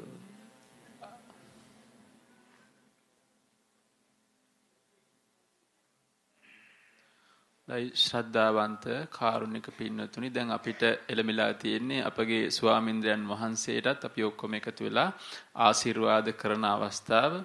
ඉතින් බාද්‍ය ස්වාමින් වහන්සේ ගැන මම අසා තිබුණට මේ පුද්ගලිකව මුණ ගැහුනේ ඇත්තටම මේ අවස්ථාවේදී තමයි. උන්වහන්සේ පුරා දින 10ක් පමණ අපේ නගරේ වැඩ ඉඳලා විශාල දහම් ප්‍රබෝධයක් ඇති කළා. මීට හරියට සතියකට කලින් ඒ කතෝලික දේවස්ථානයක කතෝලික බැතිමතුන් උදෙසාම සිද්ධ කරන ලද දේශනාවත් බොහොම සාර්ථක වුණා. ඉතින් උන්වහන්සේට ඇත්තට මේ විනිපෙග් නගරය සදා මතකයේ රැඳේවි. මොකද උන්වහන්සේ මේ කාරණයක් කිව්වා,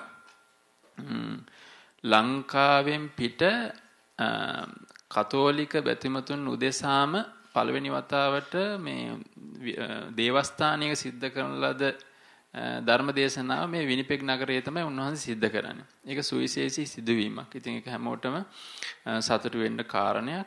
ඉතින් අපිත් අපගේ ස්වාමින්ද්‍රයන් වහන්සේට ආශිර්වාද කරමු. මෙතෙක් කළා වූ සියලුම කුසල් සිහිපත් කරලා ඒසේ කළා වූ සියලුම කුසලයන්ගේ ශක්තියෙන් ත්‍රිවිධ රත්නේ අනන්ත ගුණ බල මහිමෙන් පින් අනුමෝදන් වුණා වූ දෙවි දේවතාවුන් වහන්සේලාගේ ආශිර්වාදෙන් උන්වහන්සේගේ ධර්ම ඥානය තව තව දියුණු තියුණු වේවා. ඒ වගේම තවත් බොහෝ නාවක ස්වාමින් වහන්සේලා ශාසනයට බිහි කරන්න ශක්තිය ධෛර්ය වාග්ය උදා වේවා. උසස් අධ්‍යාපන කටයුතු ਸਰව ප්‍රකාරයෙන් සාර්ථක වේවා. ඒ වගේම සුවසේ පාරමිතා ධර්ම පුරාගෙන සියලු සසර දුක් වලින් නිදහස් වෙන්නටත් වාසනාව උදා වේවා කියලා සාදුකාරයක් පවත්වමු.